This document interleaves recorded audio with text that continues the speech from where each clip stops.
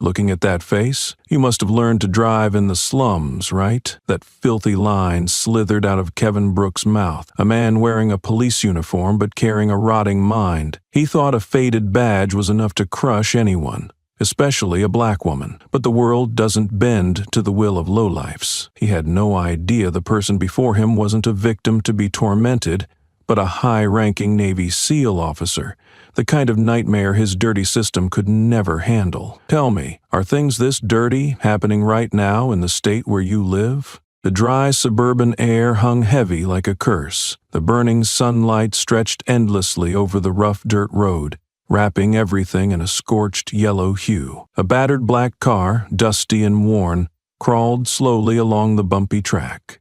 Suddenly, a blaring siren ripped through the stillness. A police SUV, red and blue lights flashing, lunged forward like a starving beast, cutting off the black car and forcing it to a sudden stop. Tires screeched against the hardened ground, sliding slightly before settling with a cloud of dull gray dust. The SUV door burst open. Out stepped a man in police uniform, tall, thick-shouldered, his eyes streaked with the arrogant gleam of a man drunk on power. Kevin Brooks. He advanced, his heavy boots crunching the dirt sharply, as if crushing something fragile underfoot. Without bothering to knock on the window or ask a word, he yanked the car door open roughly, bringing himself face to face with the woman seated inside. "Someone like you. Where'd you learn to drive? The slums?" His hoarse voice sliced through the air like a dagger scraping bone. His breath reeked of disdain, mingled with a primal violence ready to tear into flesh. His thick, calloused finger jabbed toward her face, so close she could see every cracked knuckle. Without a word of greeting, without a shred of courtesy, Kevin barged into the car's cramped interior, claiming the space as if it were his by birthright. Amira Cole, the woman behind the wheel, did not move, did not flinch, did not resist.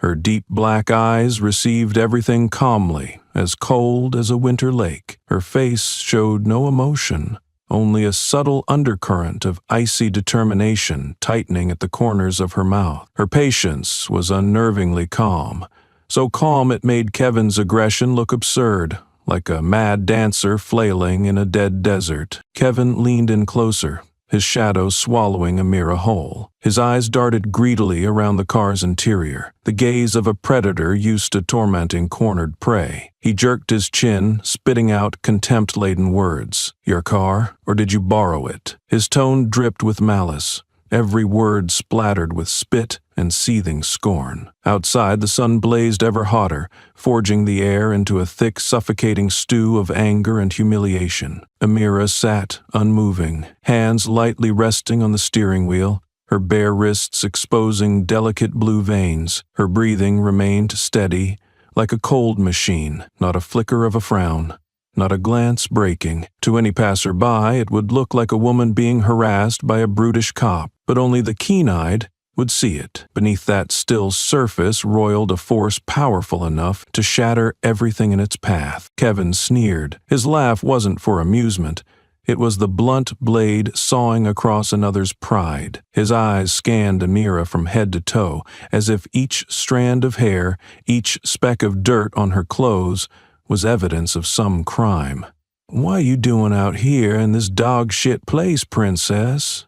he hissed, jabbing a thick finger through the air, as if trying to pierce the wall of patience enveloping her. The air inside the car thickened, suffocating like a blanket thrown over someone's head in the sweltering heat. Kevin shoved his hand into the glove compartment, rummaging without permission. The harsh sound of zippers and shuffled objects rang out sharply, like claws scratching across glass. His behavior wasn't a search, it was a naked act of violation, an assault on human dignity. A blast of searing wind rushed through, tossing Amira's hair, but she did not reach up to smooth it. Her deep black eyes remained locked forward, glowing with a chilling, unwavering light. Kevin nearly roared in frustration at her silence. He dug under the seats, pawing madly like a frenzied predator. Sweat poured down Kevin's forehead, But he didn't stop. The burning anger and the humiliation of being ignored fanned the flames inside him. "You think staying silent is going to get you past me?" he growled, his voice cracking into jagged syllables, mixing fury with humiliation. Amira tilted her head slightly, a small, almost imperceptible movement, but enough to lock eyes with Kevin in a gaze that could freeze molten iron. No words, no overreaction, just a silent presence, one that punched straight through Kevin's rotten pride like a steel fist. Kevin threw his head back and roared like a wounded animal. For a split second, he stepped back, but shame reignited his rage, and he lunged forward again, jabbing a thick finger into Amira's forehead, his ragged breath washing over her face. "I'm dragging you into the light. Don't think you can hide. You people are all the same." The humiliation was raw and ugly, like a slap across the face in a crowded square. Yet Amira did not move, did not blink, did not bow. Against Kevin's frenzied posturing, she stood like an ice cliff in a burning desert, daring the sandstorm to try and tear her down. The sky looked ready to collapse. Wind whipped through patches of scorched grass, stirring up little dust devils. Kevin stomped the ground furiously, casting one last furious glance at Amira before turning sharply away, his fists clenched white with rage. The car doors slammed shut, with a hollow crack, echoing through the scorched air like a grim verdict. Moments later, Kevin's heavy footsteps faded. The police SUV let out one last shrill blast of its siren before disappearing in a cloud of blinding dust. Inside the small car, Amira Cole remained seated, her hands tightened around the steering wheel until her knuckles turned white. But her eyes, those eyes, remained calm, as if no storm had ever touched her. In the suffocating silence of the cabin, only her steady breathing remained, a fragile yet unyielding drumbeat heralding a battle that had yet to begin. The dust had barely begun to settle when the engine roared again, like a predator refusing to release its prey once caught in its claws. Kevin Brooks returned, his face flushed crimson with rage that had not yet cooled, and a ravenous hunger to crush and humiliate. His eyes slashed across Amira Cole, who sat motionless in the car, a cold monument defying every attempt to break her. A twisted smile stretched across Kevin's face, a smile dripping with venom, a grotesque fusion of fury and bitter mockery. He no longer sought merely to assert dominance. He wanted to humiliate her. He wanted to grind her into the parched earth under the eyes of the gathering crowd. With the crude ease of someone who had staged hundreds of setups, Kevin shoved his hand beneath the seat where he had already prepared earlier, and like a filthy magic trick, he pulled out a small transparent bag filled with a foolish white powder. He raised his so-called prize high, gripping it tightly like a scepter of corrupt power, and tossed out a razor-sharp sneer. "Delivering a package for whom, Dark Queen?" His voice rang out, each syllable deliberately amplified, smashing against Amira's skin like hammer blows. The air thickened. Everything seemed to slow for a beat as Kevin basked in his filthy triumph. A few cars from afar began to slow down, curious. A crowd, like vultures scenting fresh kill, gathered along the roadside. Their eyes clung to the scene like wild beasts awaiting a show they didn't have to pay for. Kevin did not waste the opportunity. He yanked a pair of metal handcuffs from his belt. The click of the lock snapping open rang out sharp and cold, like a hammer striking frozen stone. In his hands, those cuffs were not mere tools. They were symbols of mockery, of the diseased power he wore like filthy armor. He grabbed Amira's wrist with a violent jerk, deliberately twisting her out of the seat to expose her fully to the ravenous crowd. His grip was rough, fingers digging into her skin as if to leave permanent marks. With a theatrical flourish, he snapped the cold steel cuff onto Amira's wrist. The clash of metal against metal echoed like a chilling anthem, signaling the public execution of her dignity. The crowd buzzed with whispers. Smartphones shot into the air, eyes greedily tracking every move like an audience at a street circus. Some even grinned, their faces reflecting a sick mixture of pleasure and a warped belief that justice was being served. Amira stood in the middle of it all. Her wrists were locked in front of her, but her posture was tall, proud, like a warrior striding from a storm. There were no pleas, no fear, no outbursts of rage, only those deep black eyes, cold, sharp as a honed blade, locked onto Kevin as if slicing straight through his decaying facade of authority. Kevin laughed loudly, the dry, hollow sound cutting across the empty land. He yanked Amira forward with rough jerks, trying to create the image of a triumphant officer parading a captured criminal. "Move it, Powder Princess," he hissed, not bothering to hide the rotting satisfaction inside him. He wanted her to stumble, to cry, to beg, but every step Amira took, shackled though she was, remained steady, unbroken, as if the chains were nothing more than cheap trinkets, incapable of bending that straight spine. The wind rose again, blasting dust into the faces of the gawking crowd, yet no one turned away. Phones continued recording every moment, every clink of the cuffs a shrill note in their symphony of voyeurism. To them, this was no longer just an arrest, it was a public execution, a spectacle dripping with prejudice. Kevin slammed Amira against the side of the patrol car, the impact echoing harshly. He shoved her head down in a show of total domination, a humiliating gesture repeated countless times on dusty, blood-stained streets. Amira's wrists twisted painfully under the pressure, but she made no sound. She endured the humiliation in silence, like an arrow flying true, unswayed by the petty winds around her. Kevin muttered into his radio, deliberately loud enough for the crowd to catch words like drugs, trafficking, and organized crime. He knew those poisoned words would slip easily into the ears of the spectators,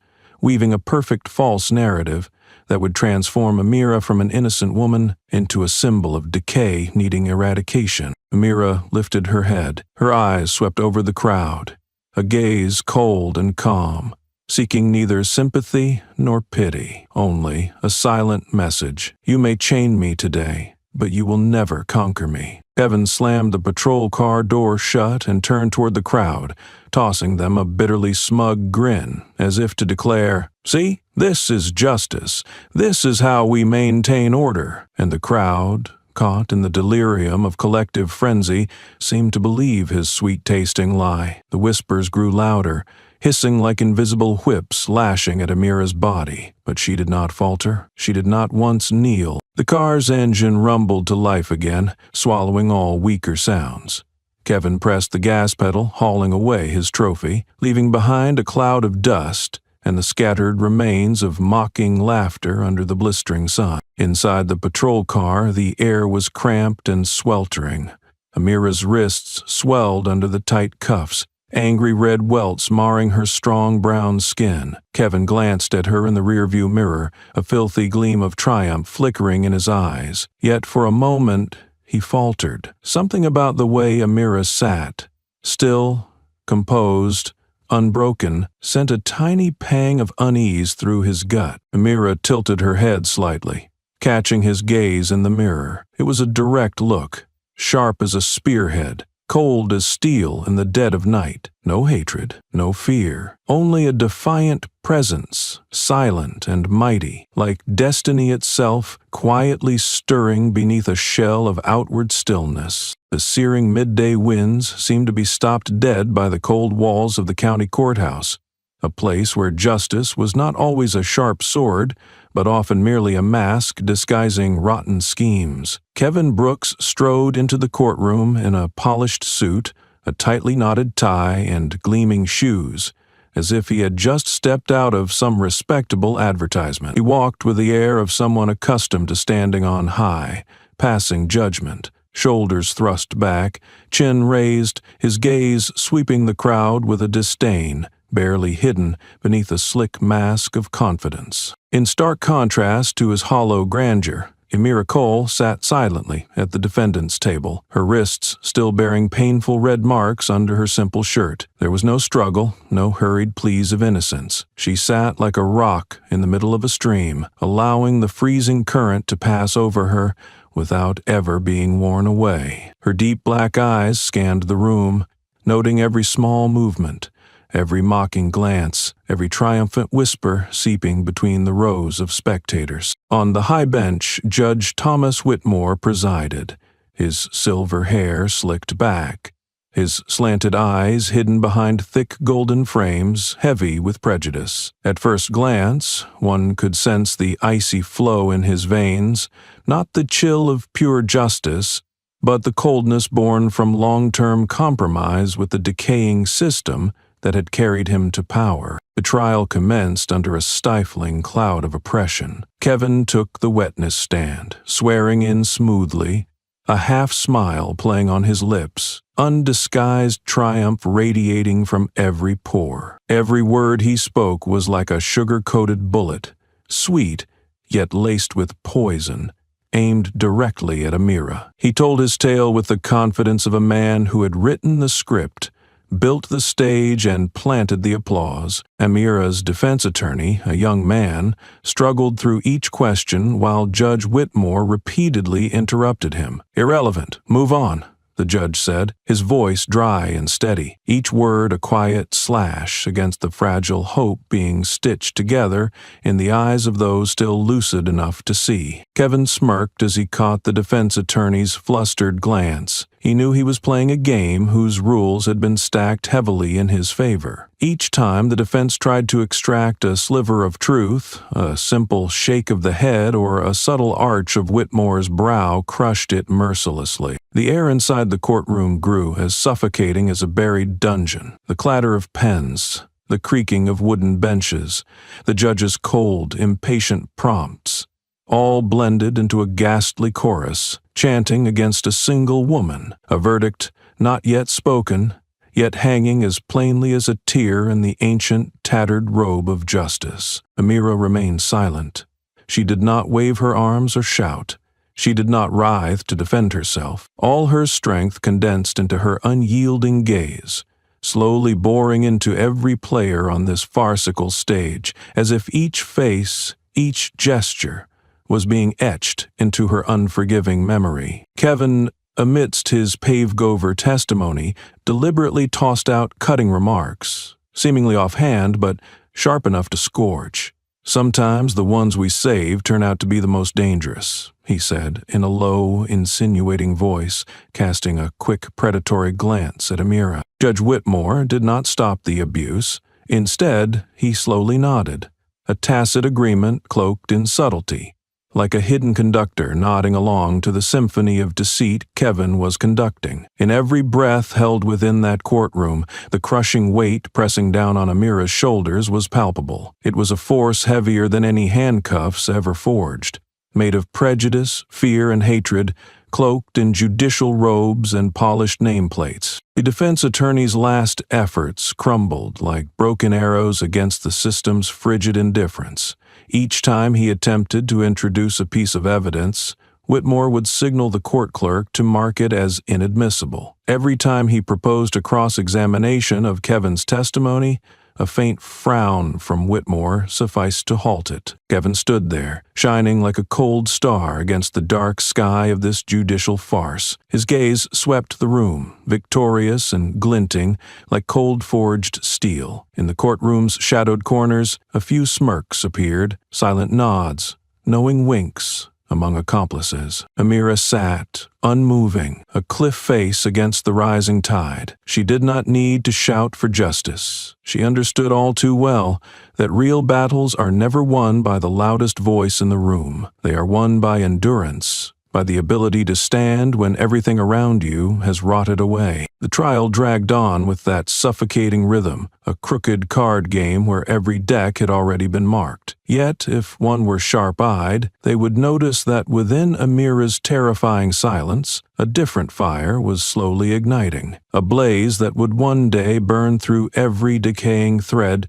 patching up the tattered cloak of justice. None in that courtroom, Not even Kevin, with his smug, crooked grin, could see that with every gavel strike from Whitmore, with every stifled chance to speak, Amira was forging a weapon far deadlier than protest, an unbreakable resilience and a cold, gathering fury, ready to erupt not in a scream, but in an earthquake that would bury this filthy spectacle deep within the earth. The trial dragged on, thick with a suffocating tension that offered no escape, like a windowless room sealed from the outside. The air, already heavy with interruptions and biased nods, grew even more oppressive as Kevin Brooks, still clad in his polished suit and twisted smirk, stepped to the center of the courtroom like an actor who had memorized every line of his role. He stood there, hands clasped behind his back, feigning contemplative solemnity before beginning his next act. His gaze flicked over Amira Cole, still seated, a dark, immovable stone, only for a brief moment, but enough to flash a filthy gleam of satisfaction. He took a breath, then unleashed his poison, each word slipping from his mouth like carefully honed, poisoned blades. "I feared for my safety," Kevin said, his voice trembling. Not from real fear, but from a well-rehearsed, deliberate excitement. "When I approached the vehicle, the defendant glared at me with hostility, and," he paused dramatically, as if battling terror rising from the depths of his soul, "she roared, 'I'll blow your white head off, you dog!'" The words dropped into the room like a grenade with the pin pulled, shattering every whisper into stunned silence. The entire space froze for a single held breath. No one moved, no one blinked. Even the smallest sounds, the snap of a pen, the shuffle of shoes, vanished, swallowed by a chilling stillness. Kevin stood firm, his expression so brazen that those with sharp eyes could catch the slight twitch at the corner of his mouth, a barely suppressed tremor of deceit. But in this stifling atmosphere, such small details were buried beneath the heavy ashes of prejudice. Judge Whitmore slowly removed his glasses, polishing the lenses with a pristine white handkerchief, an agonizingly slow gesture, as if allowing the venomous words to seep deeply into everyone's minds. When he slipped the glasses back on, the gaze behind them was no longer neutral deliberation, but silent, almost delighted acceptance of the stain Kevin had thrown onto the false face of justice. Amira's attorney sprang up, objecting to the testimony, demanding verification through audio evidence, but the judge struck his gavel sharply, his voice cold as ice. "Statement recorded. Proceed." Each bang of the gavel drove another invisible nail into the coffin, silently being nailed shut around Amira Cole. Amira did not move. She sat there, cold as a bronze statue in a foundry, her gaze unwavering even for a flicker. Not a frown, not a word of protest, only absolute stillness, like the surface of the sea before an apocalyptic storm. Kevin, sensing blood, charged forward. He recounted in lurid detail how Amira had struggled, displayed hostile behavior, and threatened violence.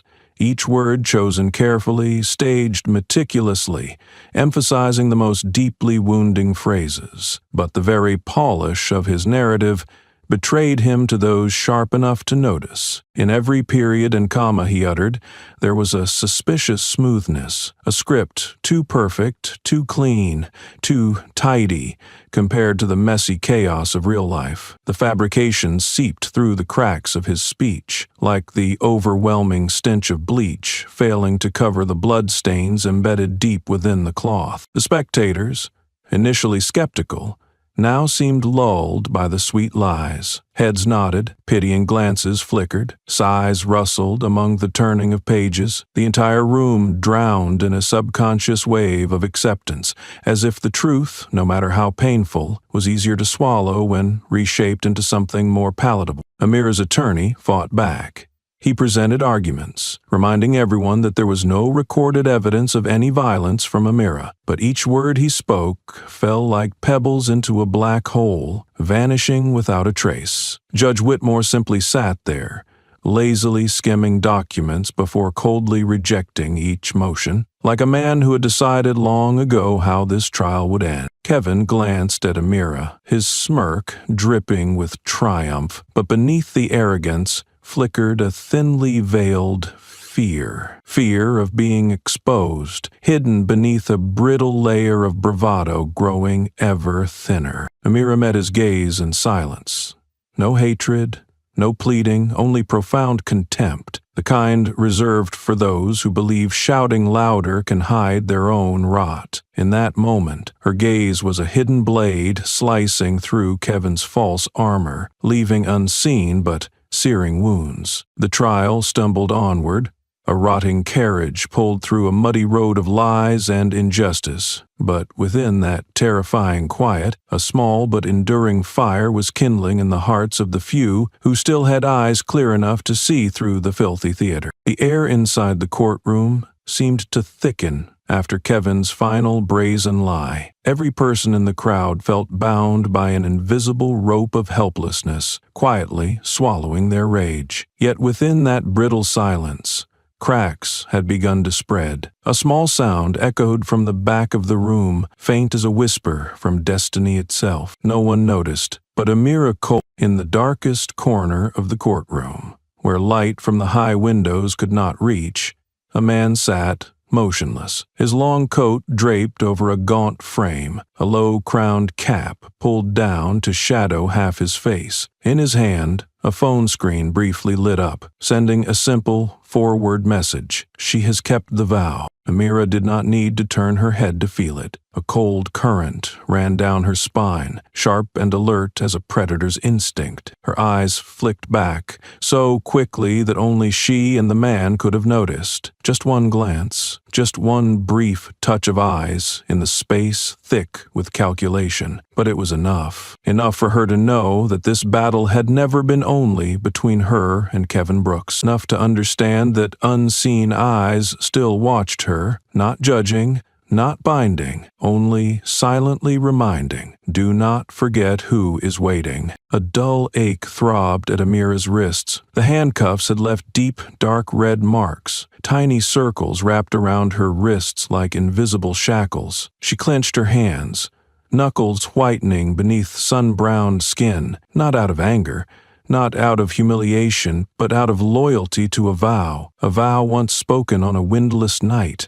under a cold moon, sworn with words that could never be taken back. The courtroom lights flickered, momentarily dimming, a fleeting half-light, wavering between deceit and truth, between justice and betrayal. In that instant, everything seemed to tilt. Kevin's confident face, Judge Whitmore's smug demeanor, the secret smiles in the shadows, all melted and blurred, like puppets dissolving in an invisible fire. Amira exhaled slowly. A long breath pressed from her lungs like a silent spear through her chest. She did not need to scream her innocence. She did not need to thrash in the swamp of lies that Kevin and his ilk had constructed. She only needed to be patient, to endure, like molten lava, simmering quietly beneath the dry earth, waiting for the moment to burst forth and drown everything in a sea of justice. In that shadowy corner, the mysterious man sat silently, his face hidden beneath the brim of his cap. No one else in the courtroom paid him any attention, as if he were just another piece of the gray, worn walls. Yet the phone in his hand vibrated rhythmically, sending out signals like the ancient drums of an underground revolt. Counting down, waiting. The entire trial slipped into a strange state, not filled with the noisy accusations, not with the ignorant nods of agreement. Instead, a strange silence crept in, a rising undercurrent inching upward, bit by bit. Eyes began to shift. Skeptical glances threaded through the crowd like invisible needles pricking the glossy surface of the farce being performed. Kevin, standing on the witness stand, sensed the shift,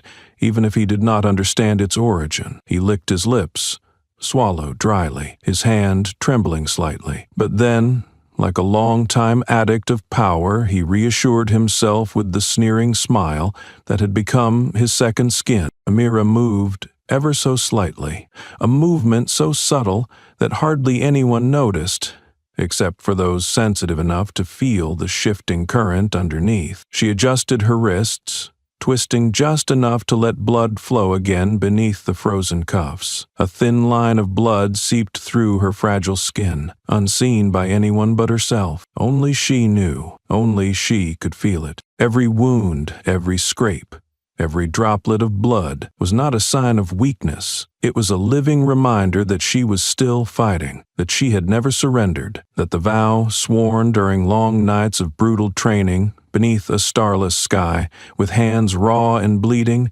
still pulsed through her veins, undiminished. The mysterious man finally rose from his seat. No one in the courtroom noticed him. He drifted silently past the rows of spectators, disappearing into the darkened hallway beyond the door. Only Amira knew he had been there. Only she understood that his presence was a signal. Time was running short. The real battle was drawing near. A cold gust swept in from the hallway, wrapping the room in an early breathless chill of winter. Kevin shivered slightly. Judge Whitmore scowled, irritated at the sudden drop in temperature, and Amira, still seated, her eyes half closed, her lips pressed into a thin line, her hands clenched tightly over the dull throb of her wound, made no sound of pain, gave no sign of surrender. Because she knew, because somewhere beyond these cold stone walls, there were still those watching. There were still oaths that had yet to be fulfilled, and no matter how alone she might seem today, she would never fight alone. A cold draft slipped through the cracks of the courtroom, brushing across the heavy air thick with invisible pressure. Amira Cole sat still, her eyes half closed, like a lifeless lake. Yet beneath that calm exterior, a rumbling undercurrent was gathering force, ready to surge. The moment the mysterious man disappeared was also the moment the breath of the trial faltered, like an old symphony suddenly snapped by a discordant, unannounced note. Amira's attorney, who had long been crushed under the system's bias, abruptly stood up. His movement was sharp, decisive, like a blade unsheathed after hours of silent forging. He straightened his collar, drew a deep breath, and walked straight to the lectern. "Permission to review the dashcam footage capturing the entire interaction in search of the defendant's vehicle," he said, his voice low and steady as a hammer striking stone. A murmur rippled faintly through the room, like small waves crashing against rock.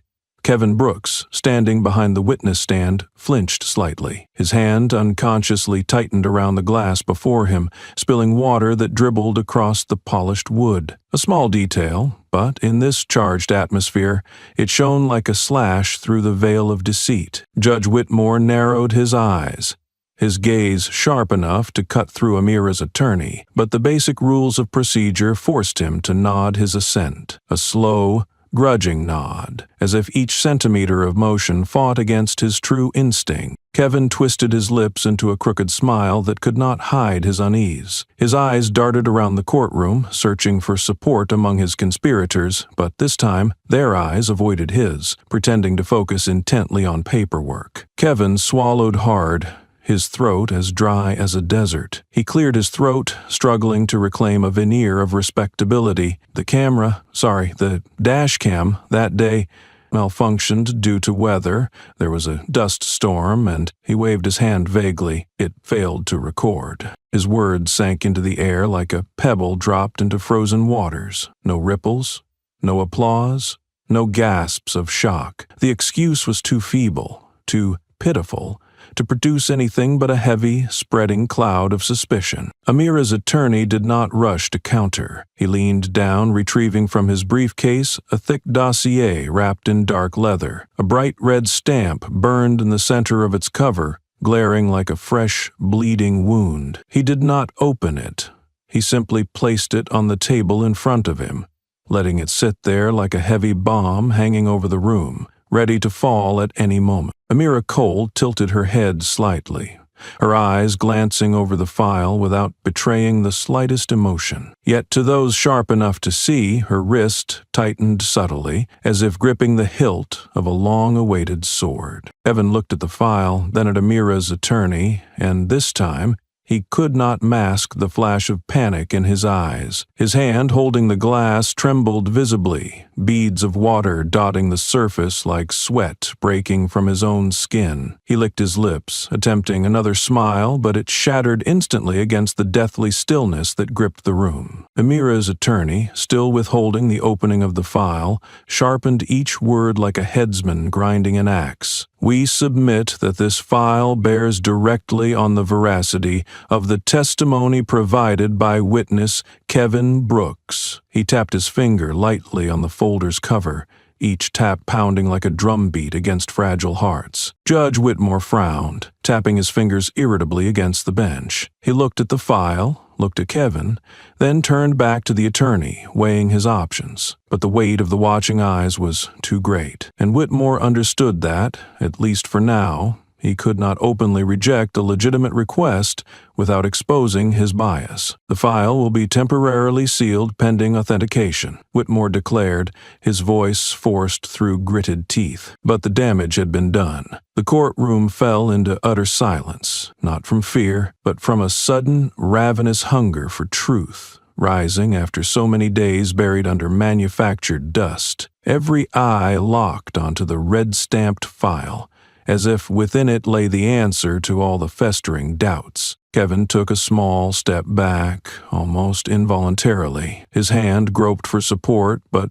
found only cold, empty air. The stench of failure, acrid, pathetic, began to cling to him, even as he struggled to stand straight, clinging to the last tattered remnants of his decaying pride. Amira Cole lifted her head high, her gaze piercing the space before her like a silver spear. She did not need to speak. Her presence, silent, steadfast, unbreakable, became the strongest shield in a courtroom, now cracking under the pressure of the approaching truth. Outside the dusty windows, the sky darkened to a smoky gray, a warning of a coming storm. A storm not bearing wind and rain, but carrying the collapse of walls built on lies, the sweeping away of faces too long shielded behind the false robes of justice. Amira Cole slowly rose to her feet, a small, crisp movement, without flourish, yet it immediately drew every eye in the courtroom toward her,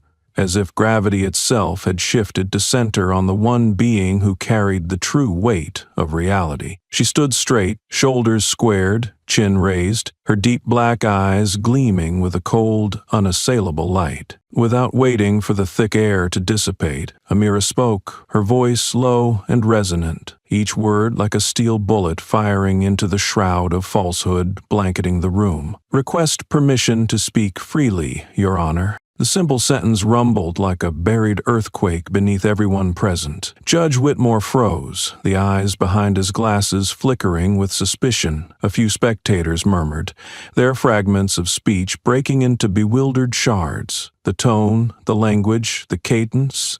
It was not the plea of someone begging for the court's mercy. It was a command spoken by those accustomed to giving orders and enduring where hesitation meant death. Kevin raised an eyebrow. The smugness that had barely begun to creep into his eyes abruptly splashed cold by an invisible bucket of ice water. He glanced around, trying to read the crowd's reaction, but found only furrowed brows and restless, shifting gazes. A sense of imbalance crept into his chest, like standing on thin ice and hearing it crack, louder and louder beneath his feet. Judge Whitmore cleared his throat, as if to reclaim authority, adjusted his glasses, speaking dryly. "Defendant, this is not a military environment. I advise you to choose a language more appropriate for the court." A feeble attempt to shove Amira back into the rotting wooden seat of submission that this system had built, but Amira Cole did not retreat. She tilted her head slightly, a gesture of formal courtesy, but her eyes locked onto Whitmore, freezing him until he instinctively leaned back, as though pushed by an invisible gust of winter air. She repeated slower this time, each word hammered into the courtroom's crumbling facade. "Request permission to speak freely." Instead of weakening her, The repetition drove an immovable stake into the heart of the proceedings. Some jurors exchanged uneasy glances. A young reporter at the back, initially focused on her phone, snapped her head up, eyes wide, sensing for the first time something truly worth recording. Whitmore pushed his glasses up his nose and banged the gavel once, struggling to summon authority. Permission granted within the scope of court proceedings. But even as the words left his mouth, he could not shake the feeling that he had just signed a writ of power over to an adversary he had never wanted to face. Amira nodded lightly. A precise and deliberate motion. She stepped forward, standing tall in the center of the room's attention. She needed no guiding hand, no crutch of wood or privilege. She was the storm's eye, and everything around her began to revolve silently within the orbit she had just established. Kevin swallowed hard, his hand fumbling for the empty glass on the table, finding nothing to cling to. The habitual arrogance on his face faded, replaced by a twisted expression caught between disbelief and fear. Amira did not need many words. Her mere presence had already changed the courtroom's rhythm, and when she finally spoke, her voice, deep, clear, sharp as a sword tempered in frozen steel, cut a deep gash through the fabric of lies. "I will speak only the truths this court has tried desperately not to hear." No one dared interrupt her. Those who once thought they could sentence her with a glance now sat frozen, like ancient stone statues sensing their apocalypse. The room sank into particular kind of silence, the silence that precedes the collapse of great fortresses. In that moment, no one truly knew who Amira Cole was, but everyone could feel it. They stood before someone whose spirit, strength, and defiance had been forged in a fire they themselves would never dare enter. Doubt hung heavy in the air, like a thundercloud ready to burst. The jurors held their breath. The prosecutor lowered his head, unable to meet Amira's gaze. Judge Whitmore fidgeted with his gavel, beads of sweat dotting his forehead. And Kevin Brooks, the man who had once stood as a pillar of authority, now trembled, a hollow shadow bracing for the inevitable. He could not understand why a mere sentence, a way of standing, a single gaze could fracture everything so thoroughly. But Amira knew, and she smiled, a smile so faint it was almost invisible, yet sharp enough to seed terror in the hearts of those who had built their lives on the fear of others. The game had shifted, and the first blade of light had carved a path through the darkness. The silence after Amira Cole's faint smile lingered like a heavy, silent punch, wrapping the entire courtroom in a suffocating atmosphere, thick as the air before a monstrous storm. Every glance, every held breath,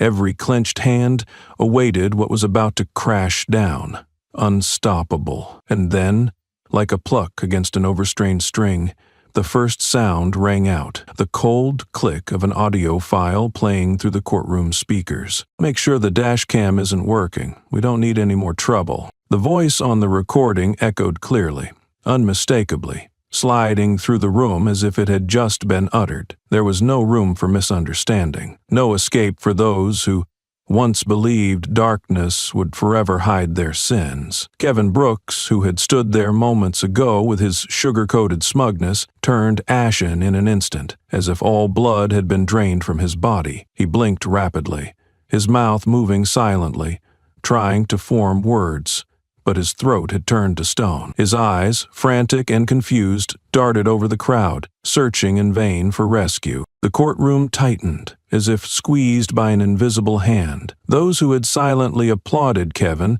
now stared at him with a cold, biting suspicion. Judge Whitmore furrowed his brow, deep lines carving into his aged face like the first cracks in a wall left too long to decay. If that camera managed to save anything, we're screwed. Another voice chimed in, full of panic and desperation. The words hit the room like a slap, smashing any lingering illusions. No more doubts, no more denials. The very system they had trusted to shield them was now exposed to its rot before the watching eyes of the public. Kevin stumbled a half step back, struggling to keep his balance like a drunk, realizing he was teetering at the edge of a cliff. His once arrogant eyes now swirled with despair and rage. The hand that had so haughtily pointed at Amira now shook violently, like brittle bones. Amira's attorney stood firm, unmoved, a steel pillar amid the chaos. The red-stamped file lay untouched on the table, a silent declaration that needed no words. The system itself, through its own decay, had pushed Kevin to the edge, and needed only the gentlest shove to send him plunging down. Judge Whitmore struck the gavel against the bench, the dry crack no longer carrying the weight of judgment, but sounding like a desperate plea, an attempt to salvage a crumbling order. Yet he too felt it, his power fracturing vein by vein. Outside those aged stone walls, the public, the press, and eyes once blinded by lies were now wide open, awaiting the tsunami of truth. Kevin opened his mouth, wanting to argue, wanting to scream, wanting to fling a last desperate defense, but his throat was parched, choked by the very terror he had once sown in so many victims. The ladder he had climbed, built from the bones of a corrupt system, now rotted and collapsed beneath his feet, rung by rung. Amira Cole did not move. She did not need to. Her eyes, black and fathomless as an abyss, calmly surveyed Kevin, the judge, and the crumbling stage before her. No pity, no hatred. Only the cold certainty of one who knows that truth, no matter how deeply buried, always finds a way to claw its way out from the grave of lies. A sharp clatter broke the frozen air. Kevin's glass fell from the table, spilling its contents across the floor. A cold, meandering streak of water spread over the stone tiles, reflecting his shattered, defeated face through fractured light. The public began to murmur. Whispers, glances exchanged, phones lifted to capture not a triumphant victory, but the downfall, the peeling away of a rotten power structure, right there on the stage it had once used to flaunt invincibility. Judge Whitmore hammered his gavel repeatedly, each blow heavier, but unable to muffle the truth now flooding the room like a raging torrent. His strikes sounded more like nails being driven into the coffin of a decayed era than commands for order. Kevin finally found his voice, but what came out was nothing more than a feeble croak. "It's just a misunderstanding. We were just—" But no one was listening anymore. The evidence had spoken. Corruption was no longer an accusation. It was an open, festering wound laid bare before the court. Amira Cole stood there, an unblemished mirror reflecting back all the filth of those who once thought they could forever hide darkness behind pressed suits and polished nameplates. The crack had formed, and from that crack, the entire wall of power was slowly, irreversibly crumbling down. The murmurs slithered through the rows of benches, like the first drops of rain tapping against a cracked window pane. A storm was rising,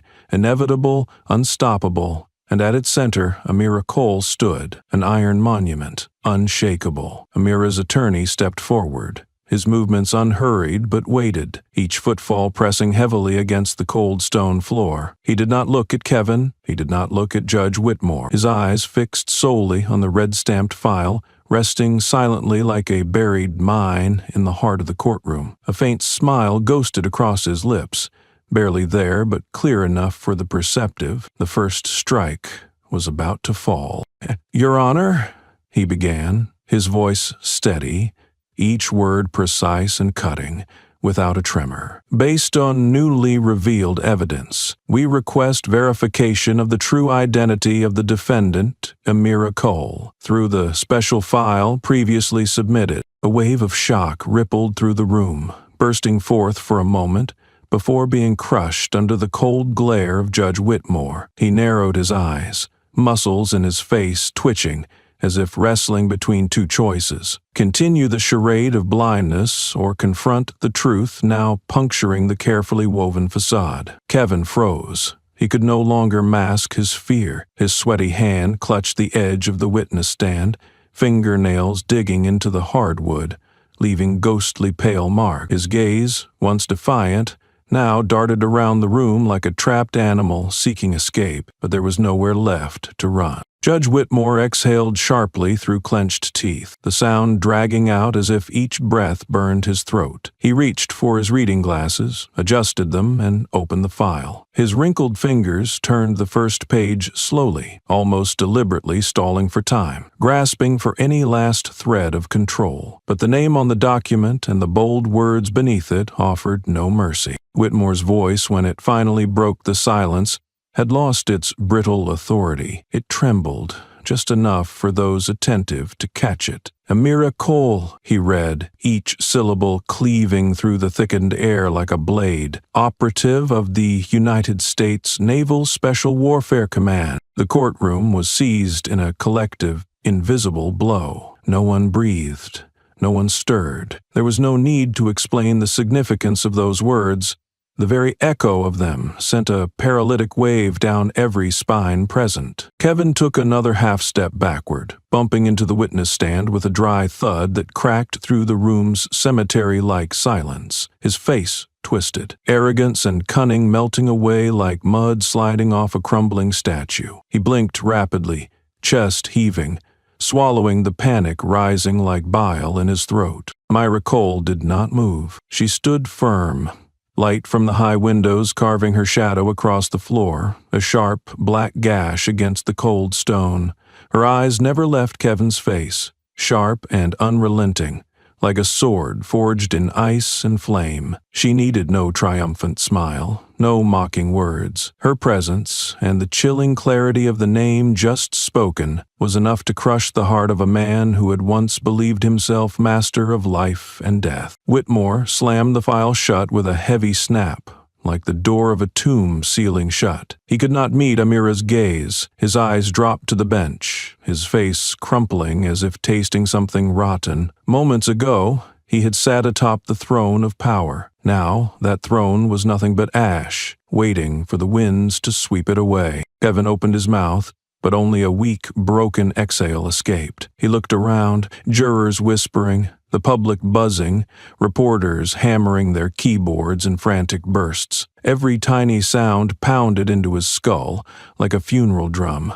It was over. There were no more scripts to save him, no last-minute tricks to flip the board. Amira's attorney did not rush to press the advantage. He stood still, letting the weight of truth crush the room on its own. The name Naval Special Warfare Command needed no advertisement. Only fools would ever think they could lie to, insult, and trample someone from that world without facing consequences. Amira Cole, once a silent victim, now stood revealed as a warrior, forged in the fiercest crucibles. And yet, the greatest secret, her rank, her true authority, remained hidden, a blade kept sheathed for now, poised to be unleashed when the final blow must be struck. Kevin Brooks stood there, his face pale, his eyes darting wildly like a cornered beast. But the trial did not stop. The truth was not merely knocking. It was beginning to smash down every rotted gate. Amira's attorney stepped forward again, this time with no grand gestures,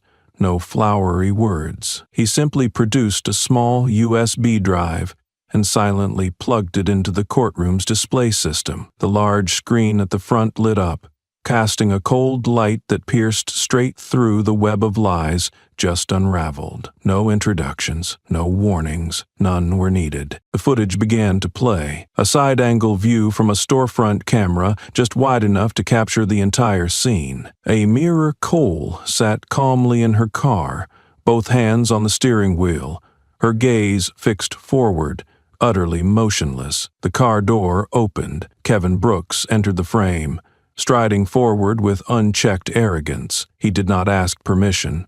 He did not announce himself. He simply invaded. Kevin reached into the vehicle, rummaging through the interior like a predator with no fear of consequences. Every movement was recorded in stark, chilling detail. There was no resistance from Amira, no violence, no threats, only a stark, brutal reality, a woman having her rights trampled, yet remaining immovably dignified, and a man in uniform behaving like a common thief. No commentary, no soundtrack, just raw images telling their own irrefutable story, a story that could neither be denied nor twisted. Kevin stood frozen, his eyes locked on the screen as if hypnotized. Sweat beaded at his temples, dripping onto his collar in steady, humiliating streams. He twitched, shifting awkwardly, but each motion only magnified his unraveling. The jury sat rigid. The public held their breath. Every single person in that courtroom, even those who had once silently cheered Kevin, now sat silently, witnessing the cold exposure of truth. On the screen, Kevin rifled under the seat, pulling out a small object, the same bag of white powder, then hurriedly stuffing it back. The frantic clumsiness of a thief caught mid-act, captured frame by damning frame. Every glance over his shoulder, every hasty gesture of planting evidence, was laid bare without mercy. No narration needed, no further explanation required. The images themselves slapped the liar with the coldest truth possible. The clatter of handcuffs echoed through the footage, the crunch of boots against dry earth, the ragged breathing of Kevin as he forced Amira out, all smashing directly into the eardrums of everyone present, hammering nails into the coffin of the twisted justice Kevin and his ilk once built. When the footage ended, the courtroom drowned in a horrified silence. No one dared breathe heavily. No one dared move. No one had the courage to disturb the devastating stillness. Judge Whitmore bowed his head, his trembling hands clutching the gavel, his lips pressed into a thin, brittle line, but he knew any further attempts at concealment would only deepen his disgrace. Kevin stood there, his lips moving soundlessly, before finally sagging into defeat. Every excuse, every deception, every desperate ploy had been ripped away in mere minutes, and the most brutal fact was this: no accusations were necessary. Kevin had condemned, with his own hands, through his own recorded actions, irrevocably. Amira's attorney did not add a single word. He simply stood there, silent, a living verdict, letting the suffocating truth devour Kevin and his conspirators whole. Amira Cole remained seated, her gaze unblinking, her shadow stretched long across the floor, sharp and polished as a freshly whetted blade. She did not smirk, she did not gloat. There was no need. The truth, with its unstoppable gravity, had executed her justice perfectly, coldly, mercilessly. The jurors exchanged heavy glances. The public whispered. Reporters gripped their pens, cameras rolling, documenting every heartbeat of collapse. The silence was not shattered by shouts. It was crushed by the unbearable pressure of undeniable truth. Kevin, burdened with his shame, knew he was finished. No one believed him now. No one stood by him. He had buried himself under the lies he had spent years carefully planting, and Amira Cole, with her steady, untroubled gaze, witnessed it all, the crumbling of a tyrant not by force, not by roaring condemnation, but simply by standing firm and letting the truth carve its deepest wounds into those who once thought themselves invincible. The courtroom, after the catastrophic collapse, lay silent, as if an underground earthquake had passed through, splitting the walls of power wide open while the witnesses still had not realized the true scale of the devastation. Kevin Brooks stood rigid, a living corpse adrift in a sea of people. But just as he floundered in the swamp of despair, another wave, a cold, silent mist of death, began to sweep into the room. No announcement, no alarms, yet when Amira Cole lifted her head, scanning the courtroom, she saw them. They sat among the crowd. No dazzling uniforms,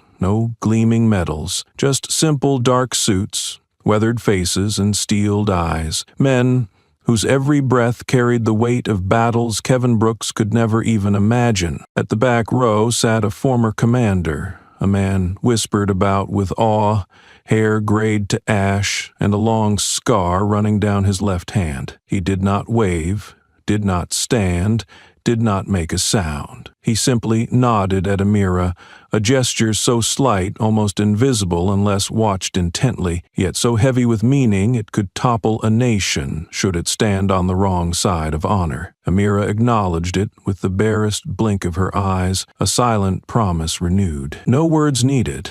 no fanfare. Among those who had faced death together, where a single breath could mean survival or doom, a glance was enough. Kevin saw it too.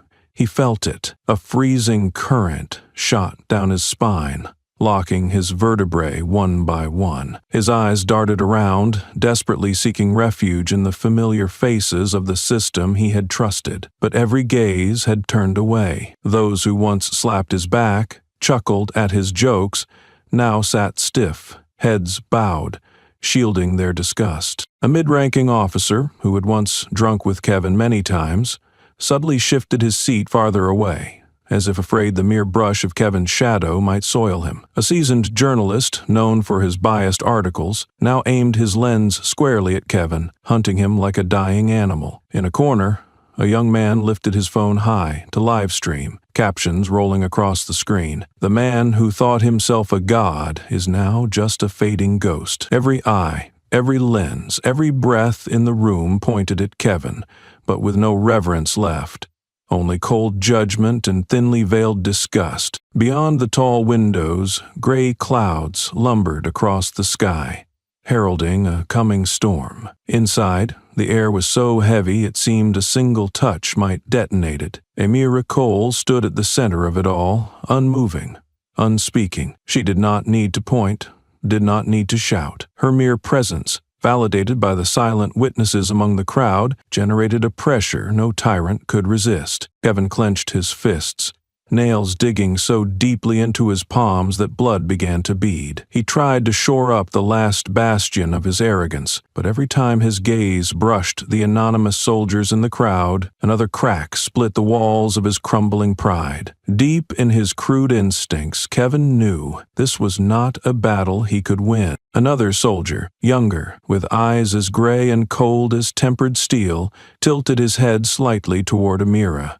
a silent signal, almost imperceptible, but echoing like a war drum in the ears of those who understood the gravity of what was unfolding. The glances in the room no longer lingered on Kevin with doubt or skepticism, but with the cold finality one reserves for a corpse. A worn-faced woman in the audience slowly removed an old police support pin from her blouse, placed it on the floor, and crushed it under her heel without hesitation. The brittle snap of metal rang sharply, a knife slicing into Kevin's rotted dignity. Far off, a court stenographer discreetly turned his head away, shoulders trembling, not from cold, but from the crushing weight of shame, as if silently judging himself too. No laughter, no cheers, no grand proclamations, only presence. The unspoken acknowledgement that Amira Cole was not alone, that she was not merely a black woman seated at the defendant's table. She was part of a unified force,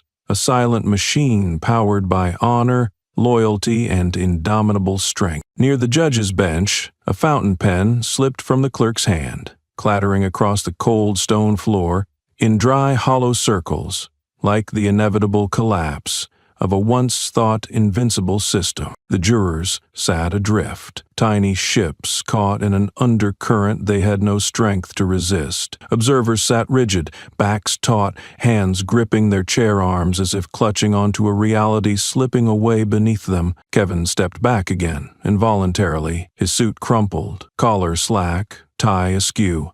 A pitiful figure, a man who once imagined himself untouchable. Amira did not glance at Kevin. She did not need to. Her silent contempt, her unspoken victory, radiated through the gazes surrounding him, an invisible fortress closing tighter and tighter, leaving no exit. Across the room, a witness stood silently, folding his notes with ritual finality, casting a blunt, contemning stare at Kevin before turning away, not bothering to mask his scorn. A low-ranking police officer, once under Kevin's command, deliberately left his seat among court staff, leaving his badge discarded on the cold stone floor, a mute declaration that Kevin no longer deserved any honor. The air in the courtroom was so dense it seemed each molecule was soaked in collective disgrace. A middle-aged woman with neatly tied silver hair clutched her cloth bag tightly, tears brimming as she stared straight at Kevin, not with fear, but with an accusation more scathing than any written charge. The press, once dismissed by Kevin as vultures, now feasted mercilessly, cameras clicking, capturing every flinch, every twitch, every broken fragment of a man who had thought himself invincible. The silence now was no longer the oppression of injustice, but the tension before execution, a waiting so taut that it begged for the final blow to fall. A pen clattered onto the floor. A sharp, sudden sound that stretched the tension even tighter, thread by unbearable thread. The aged wooden walls seemed to groan under the weight of a shared, suffocating shame. The main door creaked slightly open, and a cold draft swept in, pushing the room one step closer to an irreversible abyss. A few scattered papers tumbled across the floor, their dry rustle whispering through the courtroom like a funeral dirge. Kevin Brooks, his hand still clawing at the edge of the witness stand, looked like a crumbling statue, decaying under the weight of time. He stood there, vacant-eyed,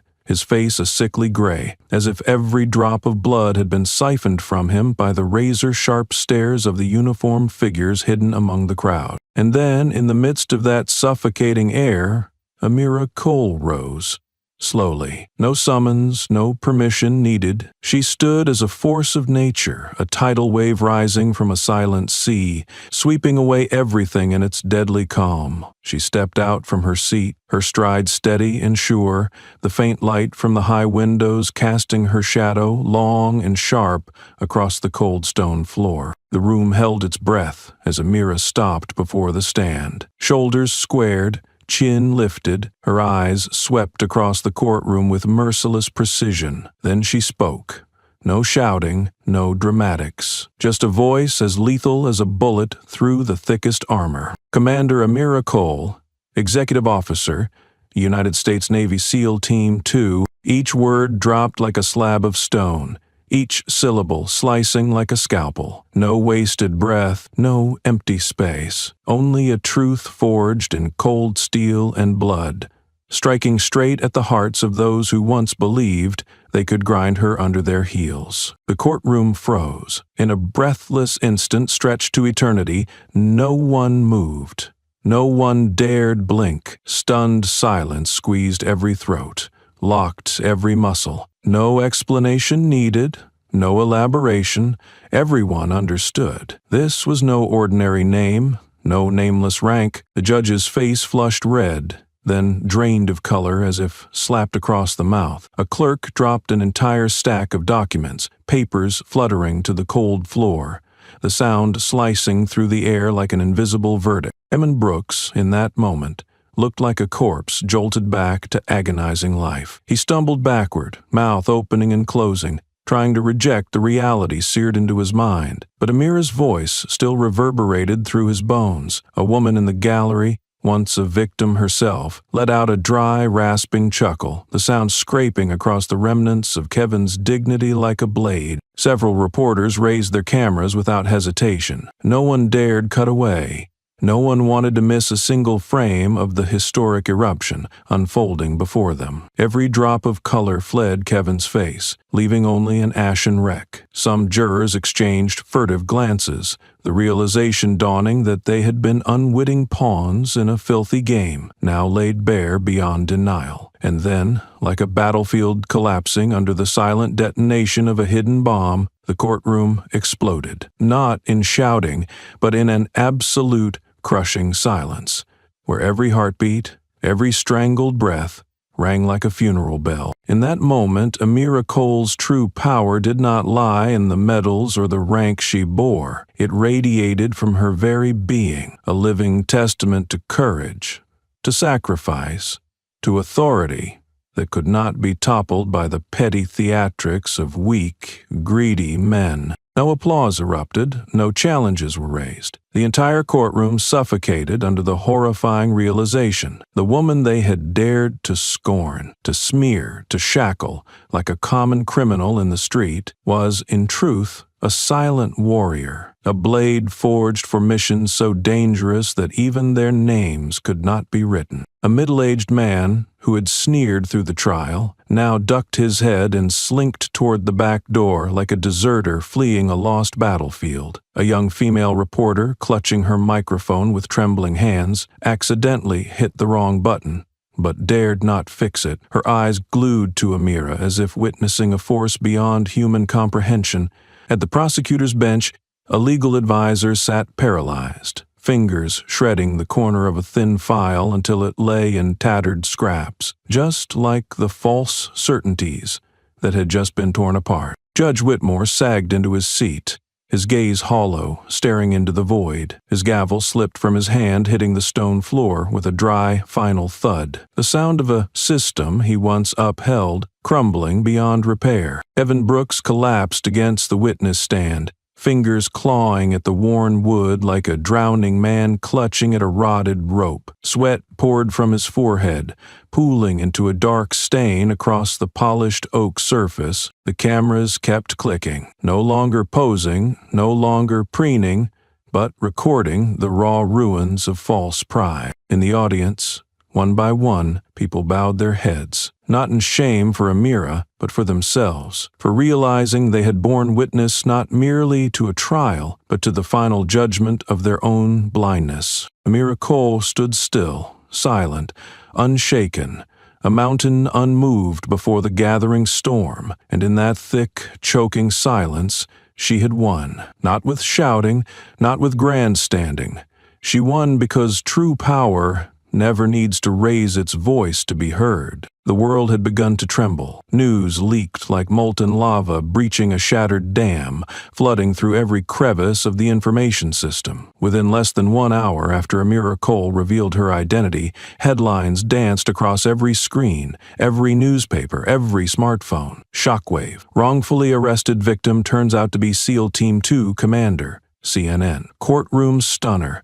Woman publicly shamed revealed as senior special forces officer. Reuters. Who really wears the face of justice in Harrison County? The Guardian. News segments relentlessly hammered into public consciousness with indelible images. Amira standing tall in the courtroom, eyes unwavering. Kevin, face pale, collar damp with sweat, his frantic gaze that of a man cornered by his own downfall. The media needed no prompting. The flood surged on its own, sweeping away the flimsy facade Kevin Brooks once hid behind. Across social media, video clips from the trial were cut, shared, and spread at the speed of light, each repost a dagger carving deeper into the rotting shell of Kevin's reputation. Looped footage of his blanched face and panicked glances became a living indictment without need for words. A hashtag bearing his name shot to the top of nationwide trending lists.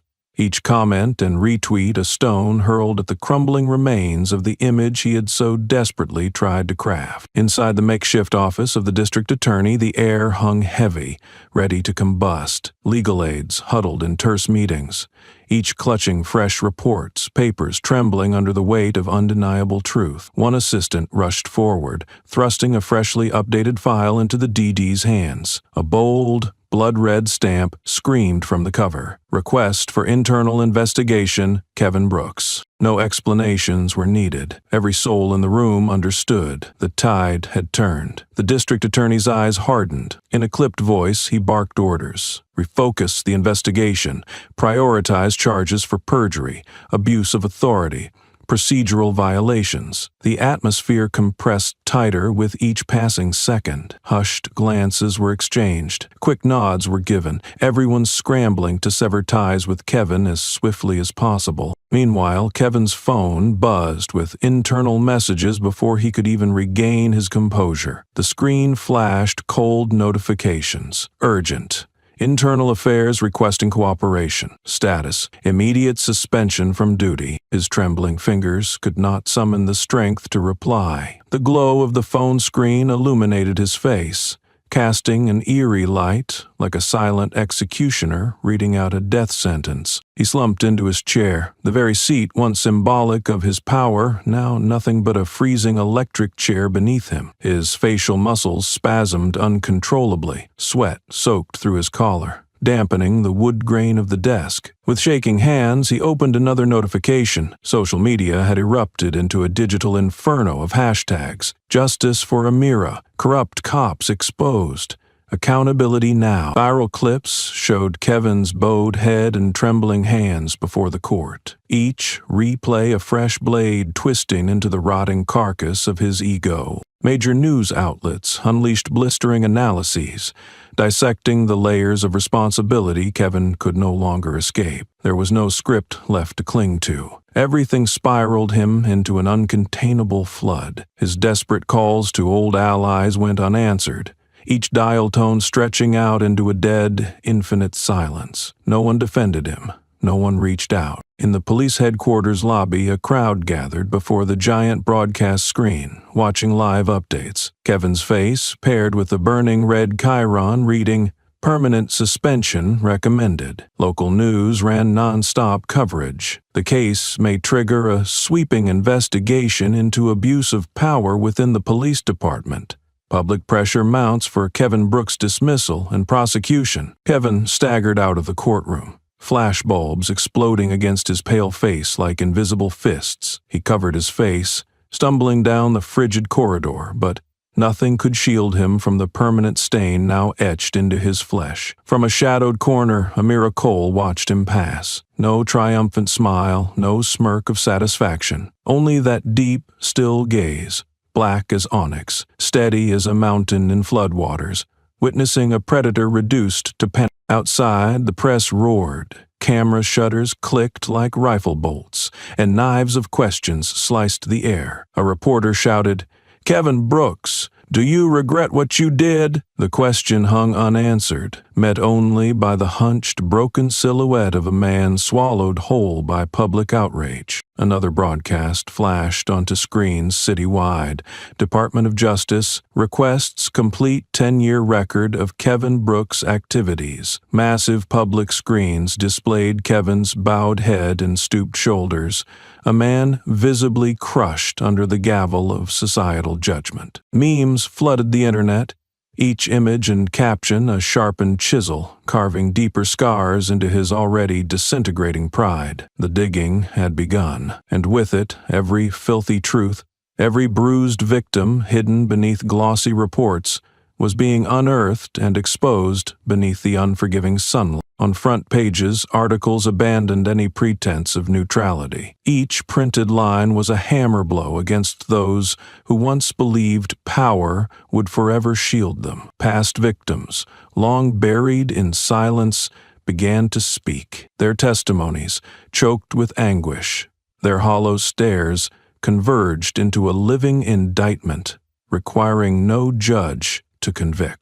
Broadcast after broadcast hammered the facts home. Shocking. Internal records link Kevin Brooks to over 14 incidents of misconduct. Public outcry accelerates deep dive investigation into Harrison Police Department. There was no escape left. Kevin Brooks had plunged himself headfirst into the abyss on the very day he thought his victory assured, and Amira Cole, through unwavering silence, had let the truth wield the blade, and it had carved clean through. The media firestorm had not slowed. Instead, another bomb detonated. This time no theatrics were needed, no sensationalism. The truth unearthed itself, cold, merciless, like a skeletal corpse clawing out from beneath the rubble of countless lies. A young reporter, cautious but unflinching, uncovered a long-buried file, a case from 6 years ago when Kevin Brooks assaulted a black veteran. The incident had once been buried under a bland report,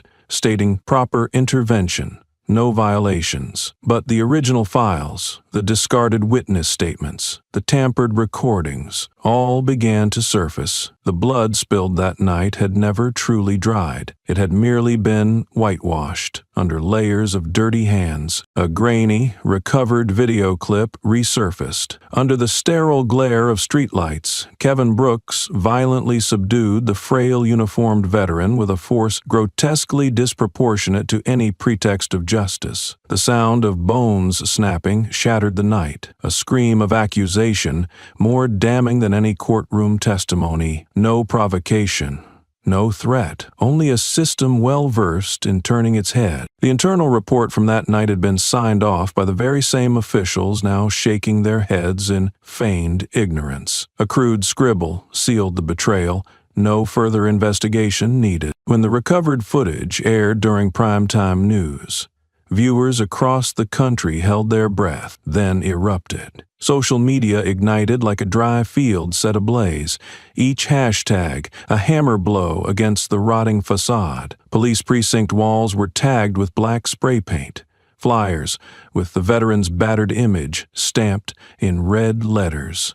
"We remember," covered government buildings. There was no more shielding, no more twisting of words to soften the crimes. Rotten case files were dragged into the brutal daylight. Media outlets raced each other, beating in 2019 Kevin Brooks and the system's collusion. Veteran speaks, "I was attacked for the color of my skin. Old evidence, new crimes."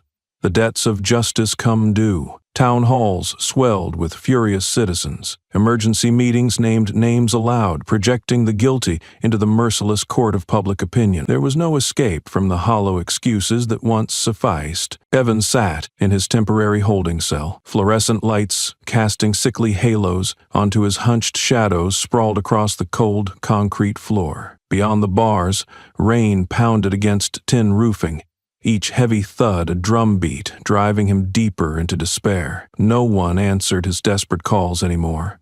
The old network had abandoned him, retreating behind stone walls of self-preservation. The once smooth machinery of lies screeched and groaned under the strain of raw, Kevin's hand spasmed as he skimmed an article featuring the old veteran, now a crippled man, leaning on a cane, his disfigured smile forever frozen by injuries that would never heal. The media no longer needed emotional embellishments.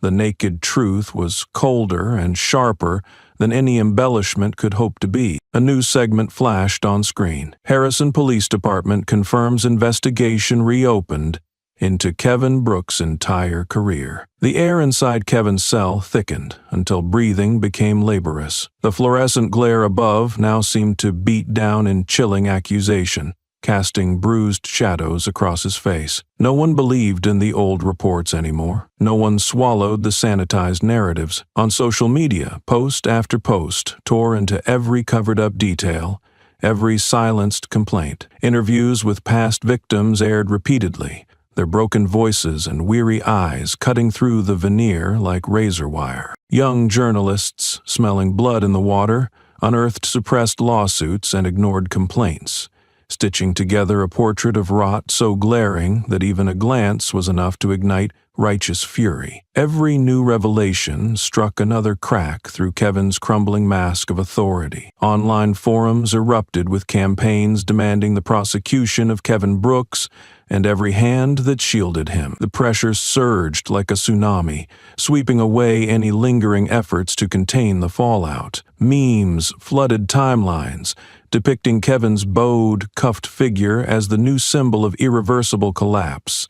Mocked, lampooned, branded the stain of Harrison. From a quiet corner, Amira Cole watched it all unfold. She did not intervene. She did not chase the storm. She stood firm, letting the gravity of the truth crush the man who once believed himself untouchable. Her silence, her refusal to dive into the frenzy, only deepened her unshakable presence in the public eye. An editorial, dry and scathing, summed it up in a single damning line. "We built this system from lies, and now we will bury ourselves beneath its rubble." The old truth had barely surfaced when the next earthquake struck, this time not aimed at one man, but at an entire system, a fortress built on the bedrock of lies, walled with corrupt power, painted over with hollow justifications, now began to crumble. An official internal investigation was launched. No more delays, no more excuses strong enough to shield the rot. Every trace once scraped clean, every doctored report, every hushed-up incident